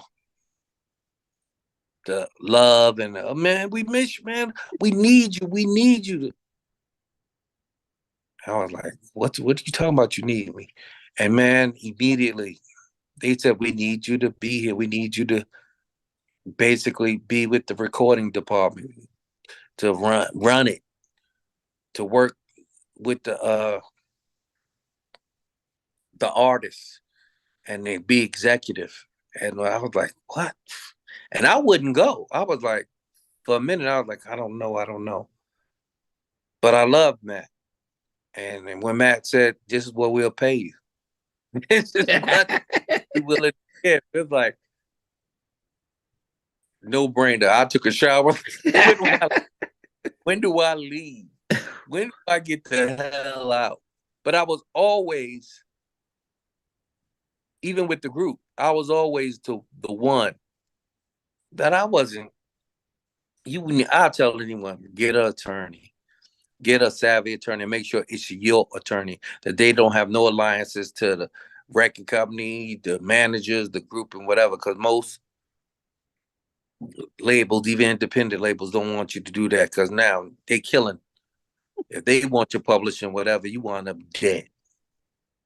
For real. You did many years ago with Sam Cooke. I believe in that Sam Cooke and Otis Redding and all of that. Back then, they wanted your company and whatever, and don't want you to make waves and whatever, you wind up dead. Praise Jesus Christ. He continue to protect me, guide me, and lead me. But get your own attorney. Get your own. I know you see it right in front of your face. You could touch it. The money sounds good, but that money ain't no money. Money is money when it lasts you generations, and you still getting major royalties and residuals off of songs and soundtracks that you did 30 years ago. Everybody wants your publishing. So I decided I was going to go and learn, and I learned a lot. I learned a lot just by going back and forth and being there. I learned a wealth of knowledge being around. Now, it's not a 9 to 5, but it's a 48-hour a day type thing where you're dealing with artists, you're dealing with points, publishing, scales, making sure that the money's released properly, making sure you're looking over people's budgets. And that was a side that I was happy to be a part of. So when it came to contracts, even recently when we was getting our masters back and whatever, even though I had an attorney, I was very aware of certain terminologies and certain phrasing and reading, taking my time each day and reading sections, because you could miss something and on page 20 an addendum B, and they have it all the way at the end, and you could still be selling your life rights away. Wow. So they'll tell you no, no, no, no, no all day long. So, and then with Teddy and them, it's like, all right, all right. And you know what? I try to look at it from another angle. I'm like, listen, why would Teddy and Aaron want me back? Do you know what they would have to do just with themselves to reconstruct even the energy and the sound,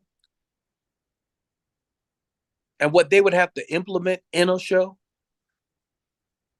just to make it like it's supposed to be? Because right now it's not. You can basically do what you want to do and just tell people what to sing, when to come in, when to come out. You know what I'm saying? Mm-hmm. That wouldn't work that way with me. And why would you want anybody else to have a voice and a say so? You don't want to go back to the days of when you didn't, when everybody think and looking up to you have over the years, and now it's like, whoa. And it's sad that that part happened. But other than that, that's not my vision. That never was my vision. What you see now is what they vision is. Mm-hmm. It is a vision or not. They going on and doing what they think is better for them. Yeah. And every time they sing or whatever, we still all get paid. So that's Did you not miss being a producer writer when the opportunity came to be on the executive side? yes, a little bit, because that's I've been doing it all my life. But once I saw how much you could make behind the scenes Wow. and stuff, that changed, because your family got to eat.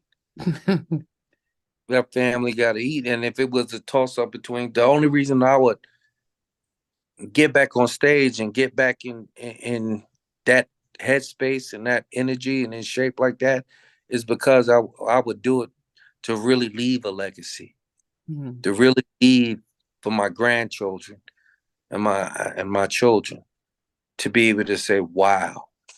That's the only reason why I would do it, because the headaches and stuff that comes along with being on the road and on tour, and the sleepless nights and stuff, and listening to a million people hang on us and bullshit that you got to listen to. Is it worth it financially? Mm. I think about these things. Yeah. Is it worth it? Jumping from hotel to hotel, room to room, and singing and radio and this and that. You do it for the fans, because financially, after you pay the tour and the band members, the band and the promoters and the people that's doing this and doing that, is it worth it? I don't know. Mm. But then are you based in the States or based out in China or how what? Oh, I'm in Arizona. I'm Okay. basically I could work from home anywhere. Okay, so you're not having to fly to Shanghai or something like that for the to do the okay, everything's all okay. Right. But what about the music? Is it Got it. R&B? If it's pop, is it rock or what kind of music is it that you R&B and pop. R&B and pop. but are they international artists or American artists or which? There a lot of it is international artists. A lot of it is international art, because that's where they from. China. Okay. Okay. Wow. So just as we wrap up, just would we ever see you, write another when I see you smile again and just sing it out or and release some music, or I mean, is that long gone? Just recording your own music and Timmy Gatling presents and Listen, I told you this, I think the first interview. Nothing is never impossible. yeah, you did. Nothing is never impossible. I said that about the guy reunion. I said nothing is never impossible, but if it's not right, Mm. I would advise anyone in any situation, if it's not right, don't do it. Don't do it because all it's going to do, you're going to have another interview of the misery you went through. And like, if I can still, God, Jesus Christ can bless me where I could still be behind the scenes or be VP of music and still, whenever a person sing on stage and sing my time, I got 3 groups. Not my groups. They're their own entity that I respect totally. But Keith Sweat, Belle Biv DeVoe, and Guy. That whatever animosity or whatever they thinking they held against me, whatever, not BBD because they're beautiful. And I don't think Keith was dope. That was my man. We grew up together.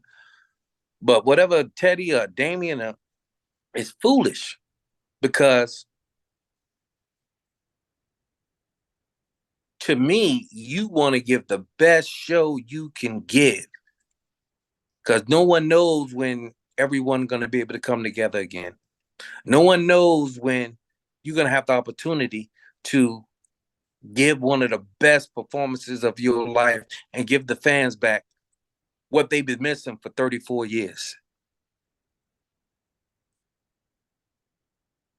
It's not smart or intelligent. It makes me believe that you just out for the quick dollars and the relevance of it. But it's not that we want to give the fans back. I don't care what banter, what bullshit people try to tell you. When you're trying to give somebody the best, New Edition is giving the fans the best show ever that New Edition could possibly do. Keith is giving people the best show ever. If you're a fan of Keith, if you from the beginning to the end, that's what you're receiving of Keith. Mm. You're not getting that from Guy. And that's not to try to dog Guy out, whatever.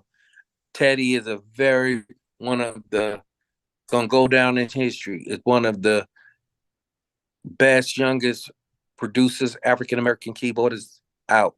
He deserves it. He done a lot of work. Aaron doesn't sound like Aaron no more. This man talent was beyond. This is a man vocal that everybody from R. Kelly on down imitated. Style and everything. Mm-hmm. Boys the Men, Jodeci, Casey, everybody.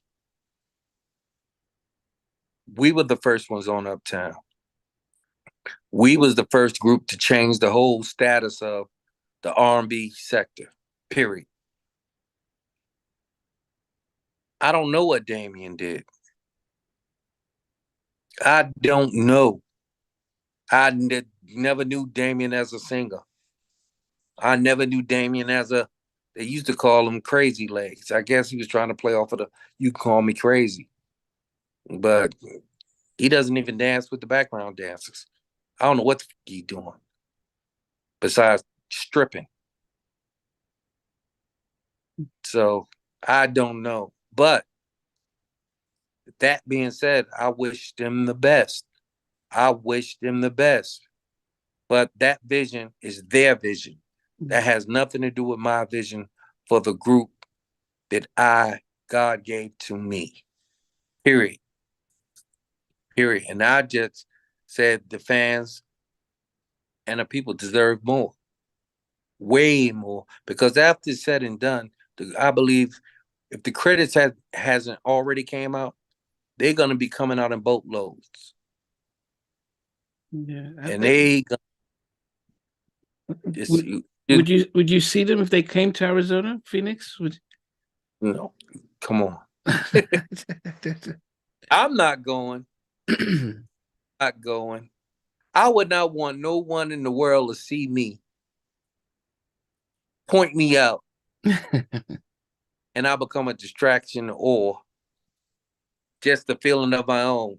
I will be more hurt then than anything else. I'll be like, oh hell. Now I have family that wants to see a new edition. Okay.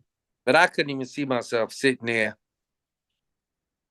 And it takes me back 30 some years of me, Jasmine Guy and Wokey went to the concert. That was horrifying for me.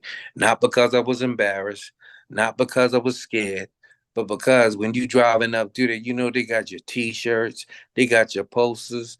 And at that time, Guy was fresh and brand new, and my picture is on everything. My picture is on everything. They selling t-shirts for you to buy when you driving up to the arena, picture books and everything. And the picture of the album cover is on everything. That was horrifying. I had so many people, yo, you supposed to be on stage. What you doing? Yo, Timmy. Man. And when the black people want to call you, it could be 1,000 people around you. You'll hear that voice yelling. That was horrifying. How do you explain to hundreds and thousands of people that you're not performing with the group?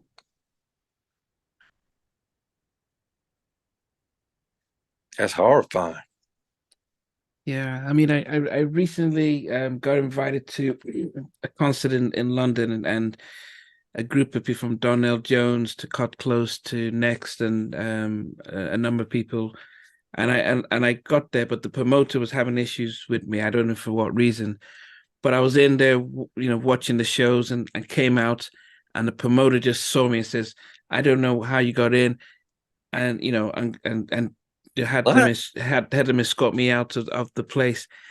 And it just within my just a flash, I like I'm in there, I'm mixing backstage and everything, and then I just came out for fresh air and came out, and in that moment I thought, wow, I just remembered a lot of what you were saying about, and it was nothing as close, but it was such a for me because an unexpected and traumatic experience that I it's had just the people don't get it. It's traumatic. That small will wreck you.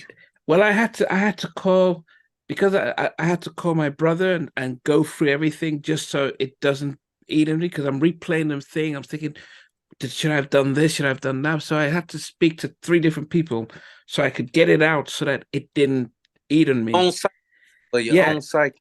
it was so strong. But then there's certain triggers that remind me of the event, and I'm like, and I'm very cautious about, now if anyone says, hey, we're coming into town, we're going to have a show, I'm like, we'll meet at the hotel or in the lobby, but I'm not coming to the venue because I just never want to be put in that situation again.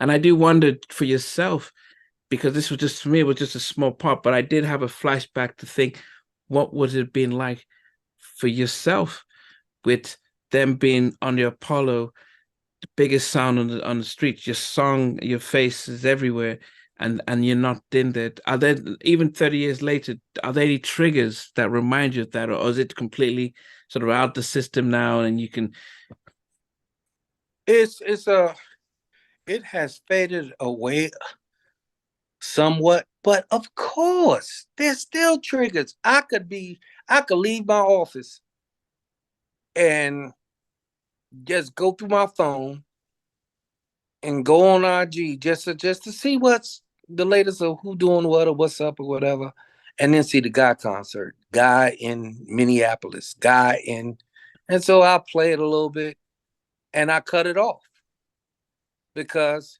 not that it bothered me to the point, I can't see them. I don't want to go back at time when I'm watching, and the only reason I went there because Jasmine Guy and Walker said, "Come on, Tim, come on, man, it's gonna be all right." And I've learned that other people feel. It's all right to you. Yeah, they went into a big show. What I'm going through. I used to tease Jasmine so much. I just said, yeah, that's like you going to a different world after they done kick you off. They kick you off the show, but you got to show back up for one last taping. It's not the same. No. You feel, I want to use the right, I want to use the right now. I want to use the right adjective, but you feel destroyed inside emotionally. You feel like, in a small way, why did you ask yourself all the questions? Why did this happen? Yeah. Because I prevented this. If only I would have Yeah. up. If only I would have went along. Then I'll quickly come back and go, I couldn't go along with that bullshit. Yeah. I couldn't go along. God bless me. I did much better. It's like because you got to remember, I was put out or in a real sneaky, conniving, cutthroat way. And then was told, if you want to see us, pick up my TV and take to New York. Gene Griffin told me this. Like I was a prostitute. I said, you lost your mind? Did you lose your mind? So I don't know whether he was trying to set me up. I had no clue. It crossed my mind years later. Was that a setup?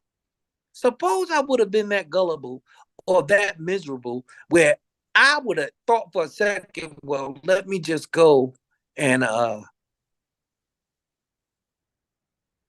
do what he want me to do. And hopefully that'll get me back in the group. And took this TV, and anything could have been planted in that TV. And I would have got stopped on the New Jersey Turnpike. Do you know I would have been done for? And that's a way where you could say, oh, Tim got caught up in some bad stuff. We had to put him out of group. That would have made sense to everybody. Teddy and Aaron and Damion, they still suffering from having to answer questions about me. Damion is still fighting within himself to be so legitimate. After 30-some years, you should be legitimate. You shouldn't be having to sing, you can call me crazy, anything. You should be like Johnny Gill. He wasn't a classic new edition, but he's been there for 34 years. He has his own songs that was hits. He has his solo album that was hits. The only song they letting you sing is You Can Call Me Crazy.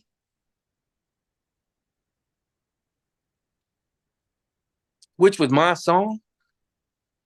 In every sense of the word. That's who I was. You know how many times when we was coming up to Teddy said, yo, you crazy, man. You crazy. You gonna say that to that man? You crazy. Okay. That was my whole thing.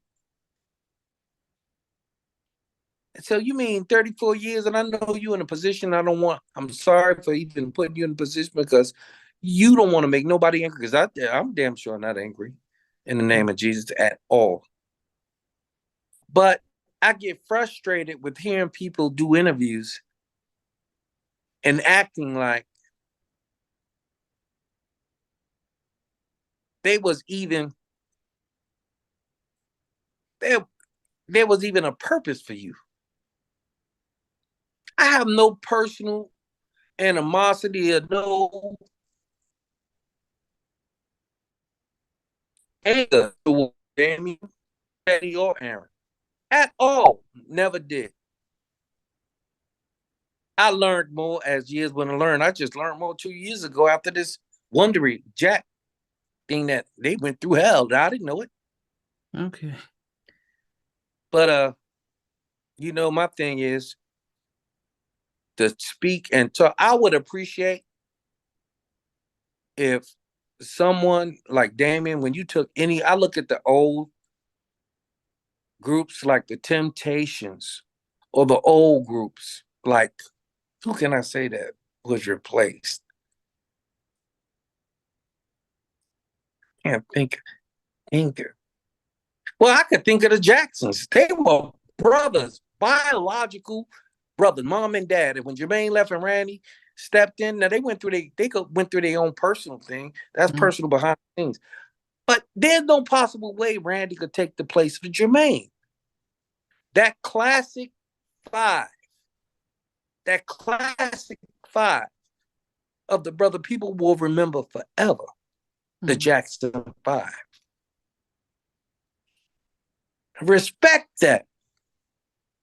Respect it. Don't try to use your intellect or your intuition talking about, oh, well, this is what Timmy said, but I choose to believe what Gene said. But you're a fucking idiot. That's why you chose to sign your life away, too. I saw that interview when he said his attorney looked at it and, yo, you done gave your life away. Said he gave his attorney 3 or 4 papers and a book came back. Yeah, yeah. I mean, that's the sad thing about how it just affected everybody. And and then you did say that yours was you had the intuition not to sign regardless of the cost, but 90% of the people I've interviewed, they sign and sign first, think later. It's like, come on, you don't know. And if you didn't know, Aaron should have told you. My thing is, how you gonna talk about? You think I'm gonna be up doing? I've did many interviews just like Damion. You think I got time to lie? Damion, Aaron, and Teddy have never given me nothing. I never asked for nothing, didn't need nothing. Praise Jesus, and still manage to stay relevant and do very, very, very well. And people that don't know, you should know. I still got a home with a swimming pool. My children graduated from private school. I got a granddaughter. It's like, that's my focus. But when I look at my history and look back at that particular time and what we did as a group, that's when I said the fans never really got what they was intended to receive. And not saying they being duped, nope, because Damion has been there for 33, 34 years. But that's not what it was intended to be. It never intended for it to be like they are now at all. But I get it. It works in Teddy's favor because Teddy is the main. Teddy, well, I'm telling you, I don't have to worry about speaking to nobody, whatever. I tell you, I've always kept it straight up. Always kept it 100. I'm gonna tell you like this: it's benefiting Teddy. It's not benefiting Aaron. Anybody that hear Aaron Hall vocal singing and knowing that's his job, they don't want him besides to come and just hold his hand up and say hello. Because that's not what people used to hearing. Damion, what song has he done on his own? He had an album out on Lil Silas label, Silas Records, with Shantae Moore, but why you ain't singing that? Why you not singing that? Why you got to go and sing? Just think for a second. Why you not singing? You had a whole album out.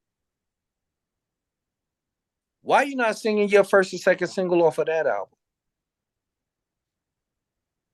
Why are you singing You Can Call Me Crazy? You singing it because it was a hit. But that's not your vocals. That's not your songwriting. That's not your style. People could tell.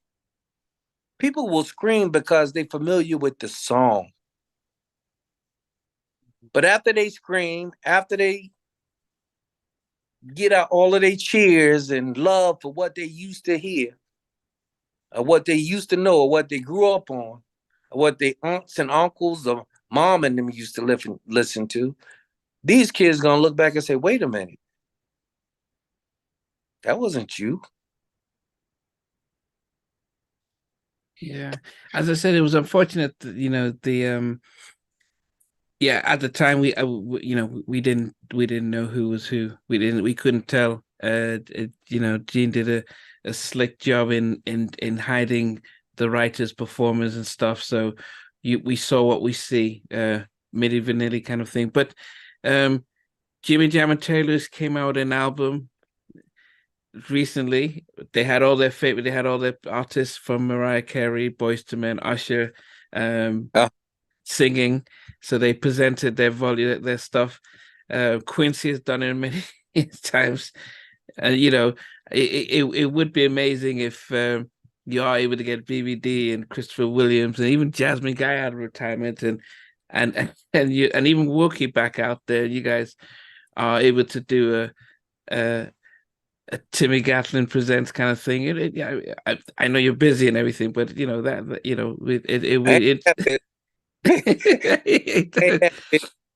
ain't rich, but God has blessed me. I'm doing very well. But I'll tell you like this: if God, whatever Jesus Christ present before me, I would do it in the most,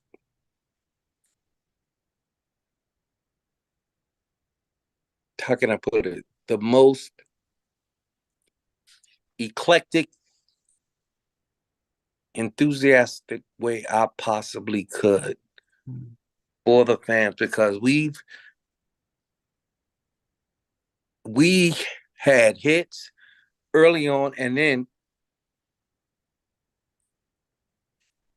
to Niamdi, to tell you about talent, for God to take me from that situation, I was hurt, man. I was hurt. I was hurt. And still allow me to have a whole nother situation producing and writing for others and having hits. Mm-hmm. Hits. Alvin Wokey Stewart and myself is incredible. Incredible. That lets you know the talent that was in Guy. Aaron, independently, his solo record sold 2 and 3 million. His solo albums that he wrote, Don't Be Afraid, I Miss You. And you mean to tell me this man got to go up on stage? This man got to go up on stage and tell the audience, did you see that?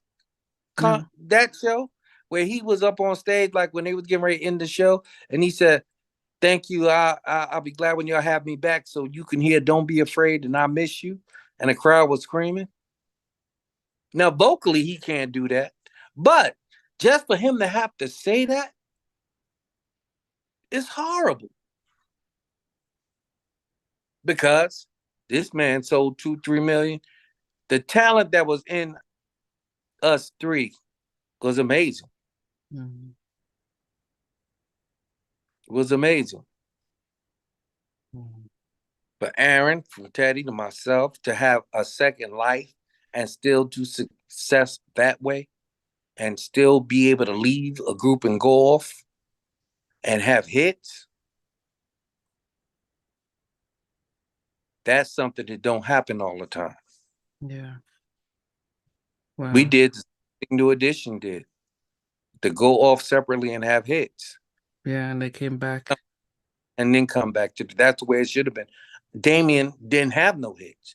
That wasn't his life. That wasn't his. It's like, you say all these nice things and you sound like you a cheerleader, but what have you done? Opportunity to you have opportunity to have your own solo album. So why you still singing? You had 2 singles came from that solo album. I heard the demo of this man's solo album because Lil played it for us. Oh, When Lil got his own label, I heard it. And even then I said, yeah, but he need like another sound to really bring himself out. I said that to Lil. And Lil told me, no, he gonna hit. Like, so why you gotta go back and sing You Can Call Me Crazy? You had a whole album out. Sing one of the songs from your album. And he in the concert, he sings no other songs. no. He I haven't listened to, I haven't seen a full set list of Ghana. I think they're there for 30 minutes. So I don't know all the songs. I know they do Her and I think they do Rex Rumshaker or so. I thought I but it's the Teddy and they do Spend the Night. They do Teddy's Jam and they do Grooving. I like Goodbye Love, Piece of My Love. They do a little bit of the Clap Your Hands, Just Dance, and they do You Can Call Me Crazy. But it's like, I don't know. hmm. Well, to me, as I said, it's I didn't, I had to wait 2.5 years, but in between that, we got the Jack series, which to me was mind blowing. As I said, any New Jack fan who had listened to that would have been excited, but would have been, as I said, for me, it was heartbreaking.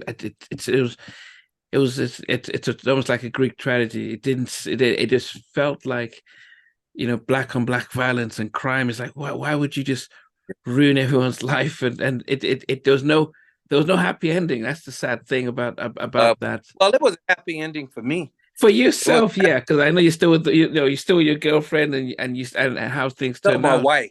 My Yeah, no, wife. you're still with your girlfriend who of from back then, who Right. became your wife, and as you said, your kids and being a grandfather, and and how life switched and turned for you. It's the and in the midst of all that, but it's but for what as fans we were robbed for of so much, and it's it just didn't listening to seeing that amount of greed that he was even broke at the end of his life, that it was it's almost as if Yeah. he could, it didn't make sense at all.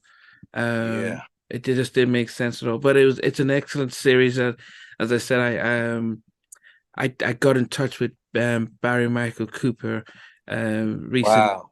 and he's had some some family losses. So, but but he's been watching the show. He's been a big fan and everything, and it's just the history of what you guys have experienced. There's still so much that as fans we want to hear, celebrate, and just to just uncover, because for so many years you were the mystery guy on the face of one of the best albums we've ever had, but we never the heard your mission. voice. So to be able to see The you and mission. hear from you and hear your story, it's great. Hey, I appreciate it. Thank you. It's a pleasure. Thank you for having me back and following up on everything. I appreciate you, Niambi. I seen where your wife got her a doctorate. Yeah. So she got she did a master's, and so Wow. and so she was working full time doing that, and raising holding the whole house down, and so yeah, I don't know Okay. how, God bless women with some extra strength, because I don't know how Exactly. they do all this stuff. Yeah, exactly. Because my wife has her doctorate. Okay. Yeah. And again, they got the focusness, extra strength. We focus on one or two things. They Yeah. do with us, Yeah. outside, other people. So when you've been blessed like that, Yeah. because even in the Bible it says, your wife should walk with pride and confidence to make the husband look good, that he don't have to worry, and he can be secure that he has the wife who represents him, and that's what Yeah. you have. So I said congratulations, because I knew it was just as hard on you that that it Yeah. was, because you had Yeah. to pick up slack. I've been there. I know how that is.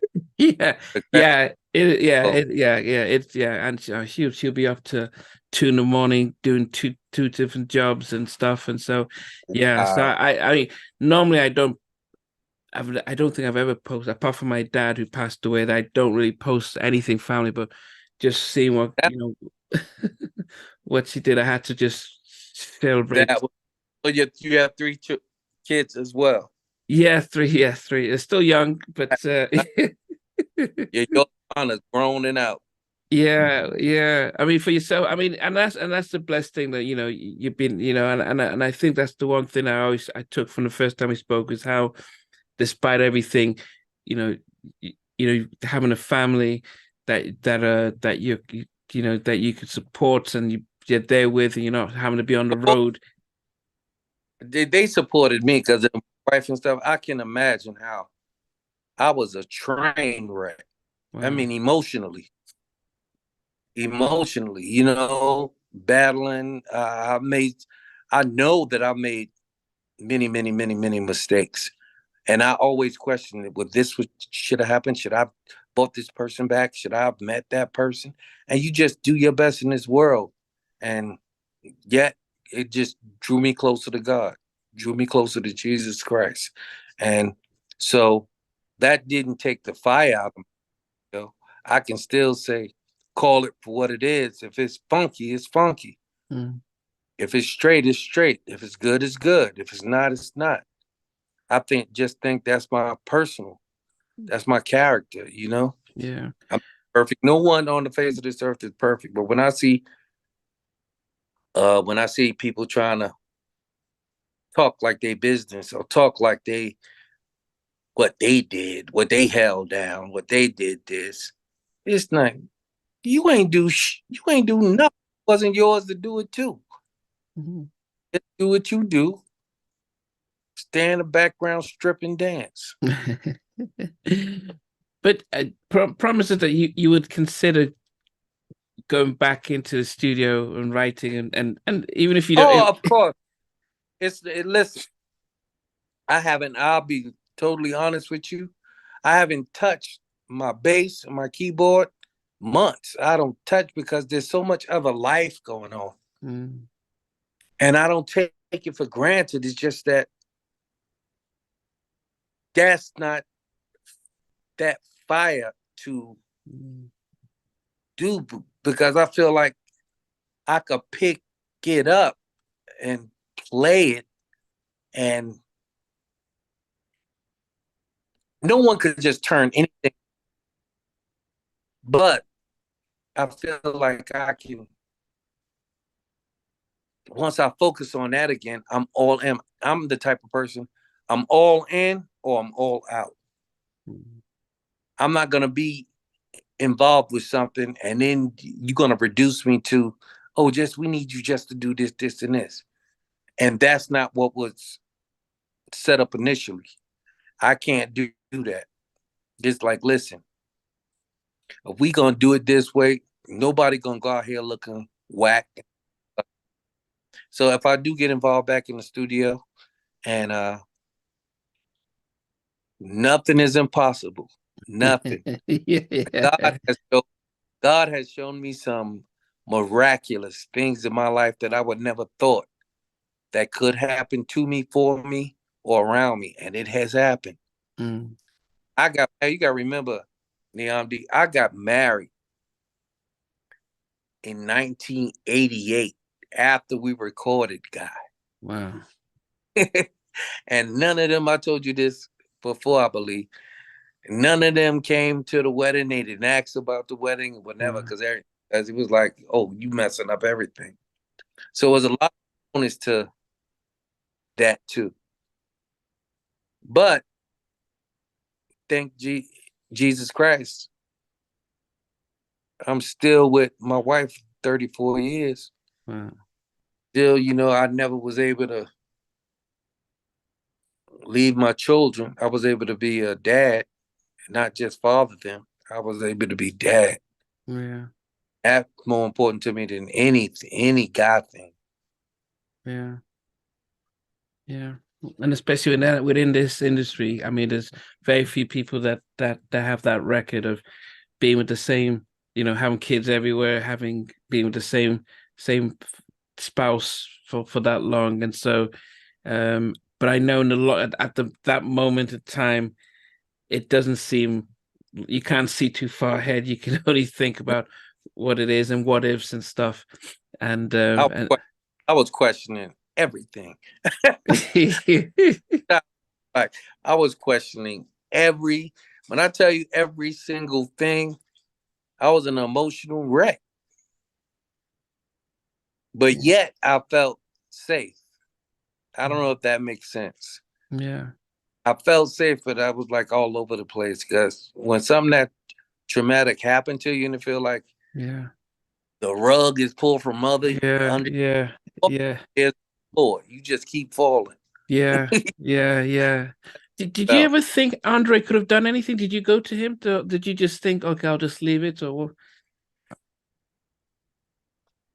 Andre was scared after his own. I got it. I got it. I got it. Gene came through like a shark that hadn't eaten 10 years, and all of a sudden, there's flesh around. He went through people, so even the men like Gerald Bugsby and Lil Silas, who wasn't scared at all. I knew both men. There was no fear in them as far as Jane was concerned. But as far as business was concerned, they had to move very, very carefully because they didn't want to blow up. They saw the success of the record. And first and foremost, it's about the money. They didn't want to blow up the album or piss people off where the album couldn't come out at all. Okay. Because they had to be very delicate with me. Because at any time, even though I was offered money, I told you this before, I got paid 80 grand just for the released album. At any given time, I could have put up a fight and said, no, they're not releasing nothing. I literally had sit down meetings with Lil Silas and Gerald Bugsby on why I should approve this album to be released. Because as much as that lets me know that these, again, organized chaos, as much as they look like they knew what they was doing and they was tight and whatever, it was foolish. They had no kind of thought in their mind. It didn't even run across their brain that Tim could hold up this album. Tim didn't sign the contracts. And we trying to release an album with his image on the front, his likeness, and all his songwriting. Nobody thought about that. So I was playing with my life at the time too. But Jesus Christ had me. And I just said, you know what? It'll be better. Once I talked to them and talked to my manager and attorney and talked to Gerald and Lil Silas and Cassandra Mills and my wife, I went home and talked to her. And I never forget my wife said, I remember she said, let's pray. Because her whole prayer, she said, Tim, just pray. And she is so right all these years later. Niamdi, I don't think I ever told you this. But my wife, Veronica, at the time said, Tim, just pray that your image is on that album cover. Your image is on that album cover for decades down the line. People will always remember. And she was so right. And my album, my picture was on the first single, Groove Me, and on the album cover. Because if my picture wasn't on that album cover, I don't even think you and I would be having this conversation. Because we wouldn't have, we because Milli Vanilli almost got away with it, but Yeah, we, exactly. you know, Like, okay, because we you saw the video Groove Me, we saw the album, and we didn't understand. I didn't understand. I know most people didn't understand. know, Uh, people saying that what's going on is some fuddy duddy shit. Period. yeah, Hit it by putting Teddy out front, so you couldn't deny the fact that Teddy did all these things and all these productions and people. So basically, they went with that and said, okay, well, that'll cover up. Besides them asking the questions about, but what happened to this guy over here? Now the years pass by, and people like, yeah, okay, but this is still not correct yet. So we have these little interviews like this to basically wanting to find out, and that's God, that's Jesus, because God will let though nothing go unsolved in God's world, mm, whether people want to see it or not, and that's how it is. yeah. So, yeah, for that, but like, yeah, we wouldn't be here if it wasn't for that. So Yeah, but I appreciate your time. I know you're busy, you've got a family, you've got everything, got work, but you're taking the time to really, to just update us on things. There's you, it. yeah, I appreciate you. I told you that the first time we put the first interview together. I was like, listen, no problem. We gonna get there. we Yeah, gonna but do it. And I held back on. If you notice, I haven't really done no interviews that yeah, much lately. I haven't because it's like, okay, it's getting redundant now. We talking about the same thing over and over and over, and it's like regurgitating and reliving the pain. I did it 4 times. I got 1 or 2 interviews coming up again, but I did it 4 times just to let people know, like, okay, the truth. mm, But after you hear it and see the interviews and see the Jacked. not the documentary, but see Jack, Mm, and hit it, the story is there. mm, Of course, you still want to hear about the people every once in a while, but the story is there. The story is all you got to do is nowadays these kids could look it up anywhere. You can go to any platform and stream it and see it and hear because it's an incredible story that I look on and I'm entertained by because like, damn, we really went through that. It was worse than what we actually said. It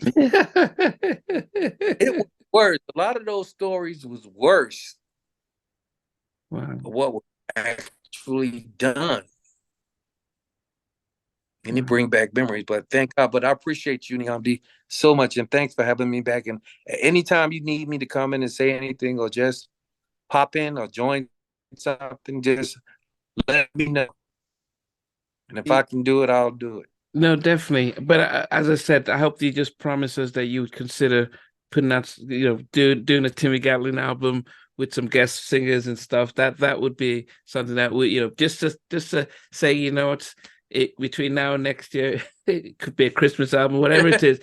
Because as I Well, said, pray for me, everybody out there. Pray for me, Niamdi. Pray for me. I'll be praying. And if that's God's will, I yeah, will. I will. I go and get my boys back. Not God, but like out Wokie Stewart, yeah, few other people and engineers and reach out because I've talked to Chris already. Chris, he'll do it. He'll do it more than anything. Christopher Williams and Belle Biv DeVoe and Belle Biv DeVoe. I can reach out to Ronnie because that's who I reach out to most of the time on IG. But if it's a big thing there about business now too, mm. Keith, that's getting past people's egos now. If Keith see where he can get paid and it'll help, which it should, and it help his career or his brand. Keith will do it Mm. if it's set up right. So I'm not worrying about that. But then we segue back in the songs I wrote. It's gonna end up. I'll do it. I'll be sure to do it. It'll fall right back in the gap because I wrote a lot of those songs without those brothers even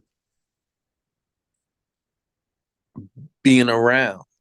Yes, Teddy cultivated a lot of songs. The sound wouldn't have been as polished as it was in production if it wasn't for Teddy. Mm. But a lot of these songs was already written. Already written. Mm. And the Yeah. only reason Teddy got back down just used common sense. The only reason why Teddy got back down is because it was something, even though he was doing Heavy D and the Boys and Kumo D and Keith, it was worth being down for. It was something that he could be in. He had Aaron vocals. He had me and his friendship. So many elements came back together, and it wasn't a bunch of people. It was just 3 people. Mm. So if it was a bust or sounded like a bust, Teddy wouldn't have been there. Yeah. Period. So that's why I say what they doing now is their dream. Yeah. Mine would have been totally different. It wouldn't have been coming out of no. Which I thought the graphics are good, but them being like in a space capsule flying through. Ah, I'm over that. Yeah. Oh, even Corel, you could probably do something with him again. You know, that's why I said you can if you've got the gift Oh, to write the production, and you just get these guest vocalists from Corel to Christopher to Belle Biv DeVoe to and then even Tammy Lucas, you can sing. You know, right. so yeah. Cantrell. It's a lot of people. Audrey Wheeler, Keith, Ricky, Ronnie, Mike, Jasmine. Ralph as well. Yeah. Right. It's like, yeah, it's a lot of, and it's Wokey, yeah. Yeah, but Wokey, ain't no doubt in my mind, me and Wokey would have to do this together. Yeah. Wokey, they still, in every concert you hear from Keith to Belle Biv DeVoe, they still got Wokey vocals synced up in the, Oh. those are Wokey vocals Yeah, synced up. I mean, trying to get him. Yeah, yeah. I mean, trying to. He's a little bit more shy than and not as forthright with coming out to talk Yeah, about Wookiee. Yeah, I've been trying to get him but he doesn't. He just seems to be a little bit more reserved with telling his story about as. he is. Wokey's reserved, but once you get him, he's like the jolly drink talking more than you. But and that's why I was like, shy? Wokey's not shy. Reserved, especially now, yes, because Wokey don't want too much to be let out that he feel like he don't have control over. Hmm. Wokey is, but yeah, I'll tell him to do it. He'll do it. Okay, yeah, that be. I mean, we got Kyle West, and I think he was the same. Where He's a lot because Kyle is very reserved. Kyle, even back in the day, Kyle won't come to the studio if he don't feel comfortable. he did say that. He Some said, people, some people be scared of their own shadow. They don't want no problems. yeah, yeah, he did say Me, that when. I used to run into problems. Kyle, like, Al is, even though Al was the pretty boy, Al is more likely to be around everybody. Yeah. Bring everybody and try to make everybody get along. Kyle was like the secret, how can I put the secret physician? Just get him to the studio by himself, tell him what you want. You know who else was like that? Fred McFarlane. Oh. He passed away. But Fred McFarlane, he did Keith Sweat. He did a lot of Keith Sweat first album, and he worked on my album. Yeah, Fred McFarlane. And he was one of those people too. They introverts. They like who they like. If they down with who they down with, want no problems. And they figure more people, more energy, more Yeah, problems. Kyle has admitted it. He did say that, yeah, he doesn't trust that easily, but once he does, then he can get it. And I think he said the whole Gene Griffin thing scared, seeing Yes. when he went into the uptown and slapped up Andre, he just said, "Well, I just can't trust people that I don't know," because he just said, "How could you just we're creating something and stuff like that could happen?" And he just said, "I just." So an owl coming with a whole group of people to the studio says, "Look, Al, you need to let everyone go. Oh, I can't work with you." So I will have to tell everyone to go with the entourage to leave, and then he can focus. So he admitted it. So yeah, it's good that you noticed it because he did admit it. I knew Kyle. I didn't know him as buddies, but Kyle looked up to us because we was like the first ones that Andre signed, handpicked and signed, gave all this money to. And guy started some damage. It's like guy, the guy was and so all young producers at that time was like, damn, who are these? They from New York? You mean they from Manhattan? Oh, damn. So, and to meet us was like, we were cool. So it was like that. But I'll tell you a little quick story. When I had a meeting up at MCA Records, this is when Gerald was still there because he went to Motown shortly after. But Lowell and Gerald was there. They wanted to talk to me and Wokey, but I was there first. So they started talking to me, telling me what happened with Gene. Telling me what happened with Gene and Andre. And I laughed. Now, I'm 24 years old. 23, yeah, 23, getting ready to turn 24, 20. And I laughed. So and I looked very, very young then. And and Lil turned to me and said, "What the are you laughing at? You know how serious this is?" And Gerald just was staring at me. He said, and Gerald said something about rest in peace, Gerald. He said, and Lil, but he said, "Yo, if he did that to Andre, you know what he could do to you?" I laughed again. I never, not that I don't get scared, not that I don't have fear, but I don't have fear like that. Once somebody let me know that nigga it's on, I pray to Jesus Christ. So I got to protect me and my family. And it's on. You ain't running away from it, no matter how you're young or how old you are. Thing is prepare. And I had the same attitude, even when we was in Kids at Work. Gene ain't never put his hands on me. There's only one time when Gene ever put his hand on my shoulder. Only once. When he yanked me. Only one time. And that's when we was performing in Harlem at the State Building. Kids at Work. Hmm. We GQ because GQ used to do it.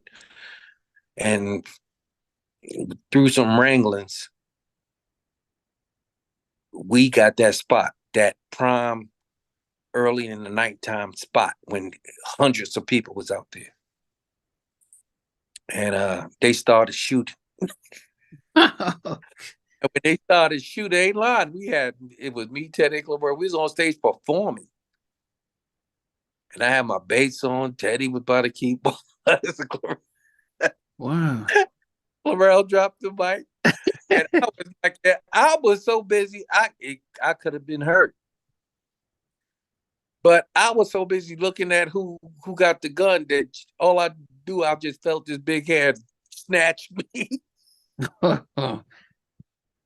pull me out of the stage, pull me off the stage. Because I was like, who the hell shooting? Stupid of me, but didn't make me tough or nothing. It was just, I was just curious, like, what the But yeah, that happened. That's the only time. And I never just talked just to talk. I never wanted to just, the only people I talked to just to talk to, and make jokes or get serious with people I love and whatever. They know Tim run his mouth. Other than that, when I talk, I like to let you know I mean it. I mean it. Even if I got to pray on it and something happened later, but I said, no, I forgot about it. When I do feel passionate about something, I want you to know I mean it. But it's been a joy talking to you, Neon. Yeah, yeah, definitely too. Yeah, so yeah, as I said, I'll pray for the new music and stuff. There's so much creativity, even if it's just a single, it would be fun. I mean, don't you have any no unreleased tracks that you did that you recorded with some? Yes, a lot of them that I keep. I try to just keep on lock. You won't even try and really. I mean, even if you try and either update or release some of the unreleased from your album that you came out with something. It's it's just vintage right now. I mean, Babyface did it when he re-released the demo version of Rocksteady with the Whispers. Rocksteady. Yeah, his vocals on it. He released that during the lockdown, so it was almost like. And I think Jam and Lewis that's part of the albums where some of the stuff they did written for years, they just got people to sing them, updated them. But it's right. It's just it's just because music is easily accessible digitally around the world, and there's very little promotion required for it. So that's why we just say, hey, you know what, you've got an opportunity now to release it without having to spend money, unlike back in the day where the label would have to package it and go for radio and all that stuff. So, any of that stuff, I'd never in my life mind spending money on something I believe in. So that's not never been it at all. It's just that if it's done, I want it to be done right. Okay. I want it to feel like when I release something or I'm involved with something, that little bit I can control, to knowing that it's to the liking where I think people would really get it and enjoy it. Yeah.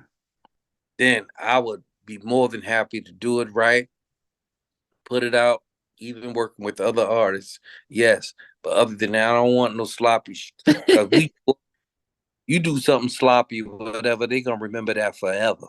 Okay. Okay. Okay. Okay. I'm trying to hold a little bit of decency to that. No, but people are sampling some of the old stuff and vintage stuff, so it's just a thought, So we'll keep our fingers crossed that some of that we'll get a Timmy Gatling album, even if it's features. Now, do this. You should do exactly what you said. Timmy Gatling presents, and she's been saying it for years. Yeah, but it's just that my spirit, everything got to be it has to be right. Yeah. Stuff I ain't got no major big name or nothing, but I know if I do put something out there, I don't want to get no laugh. Excuse me. I don't want to get no people laughing at it. Go, oh, and once it's forgotten about, that's all I'm remembered for. Oh no. No, yeah, no. Daryl Simmons did something similar for a Christmas album, but he didn't get he didn't get any big names because he just knew it would take too long. But it was, most people we loved it because it was like some different, because we're not getting good stuff out. Daryl Simmons was like the third piece to LA and Babyface. Period. People don't give Daryl Simmons a lot of credit. But Daryl Simmons wrote and produced a lot of those LA and Babyface songs. Yeah. So yes, yeah. So, but anyway, I keep dropping it, as I'm sure the fans are going to be like, yeah, keep getting him to get him to release some stuff. So, we can only pray. They keep pushing me, whatever. That would be motivation to release it. Because I got some stuff that people go, oh my God, you've been sitting on this for that many years. It just got to be revamped a little bit and whatever, but it's easier done. Okay, well, let's hope then before the end of the year then that something could come out, even without having to having to do too much. Tammy Lucas has been releasing her demos and her referenced vocals over the past couple of months, and you know, just it's just been a blessing just to listen to songs from an album which she couldn't release because label issues with Teddy with the Wasn't she, Neptune.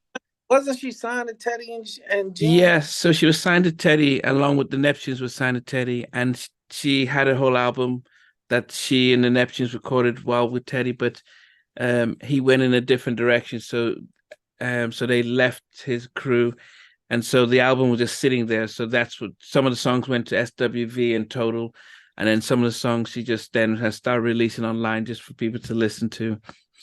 Yeah. That's sad. So So sad. yeah. That's But sad. That's anyway, amazing. I mean, But hopefully you guys can reunite. You know, she sang "Goodbye Love," so even if it's a "Goodbye Love" 2023 with Tammy and stuff, you know, because you were supposed to sing the main part and then you said you gave it to Aaron, so you know anything could happen. So yeah, Tammy, I remember when we first. I think Teddy brought Tammy to the studio, or Tammy brought, or Gene brought Tammy up to the office. But I remember we was finishing up or in the middle of the guy record when Tammy started coming along because we needed us. We thought it would be dope to have a girl on a record on "Goodbye Love." wow, Yeah, and that's when they got Tammy. But Tammy was in the studio a lot of times. I wasn't there. I like if you ask Tammy, she know how quick I wrote, how I was the writer, period. So when Tammy started coming around, I was phasing out. okay, But she knew. yeah. But I Well, love you. yeah, okay, so Terry, it's been great. And it's just after it's about 12:30 at night here, so I'll let you go. Wow. Yeah, but it's been blessing. So And we'll keep in touch. I call you later on. Well, no, I'll call you tomorrow. Okay, Okay. that's cool. I on IG and then you and I talk behind the scenes for a little bit. Okay, all right. Okay. Thanks, Terry. Thanks, family. I said congratulations. Thanks a lot. Well, I'll tell my wife. Thanks. Okay, thanks. All right.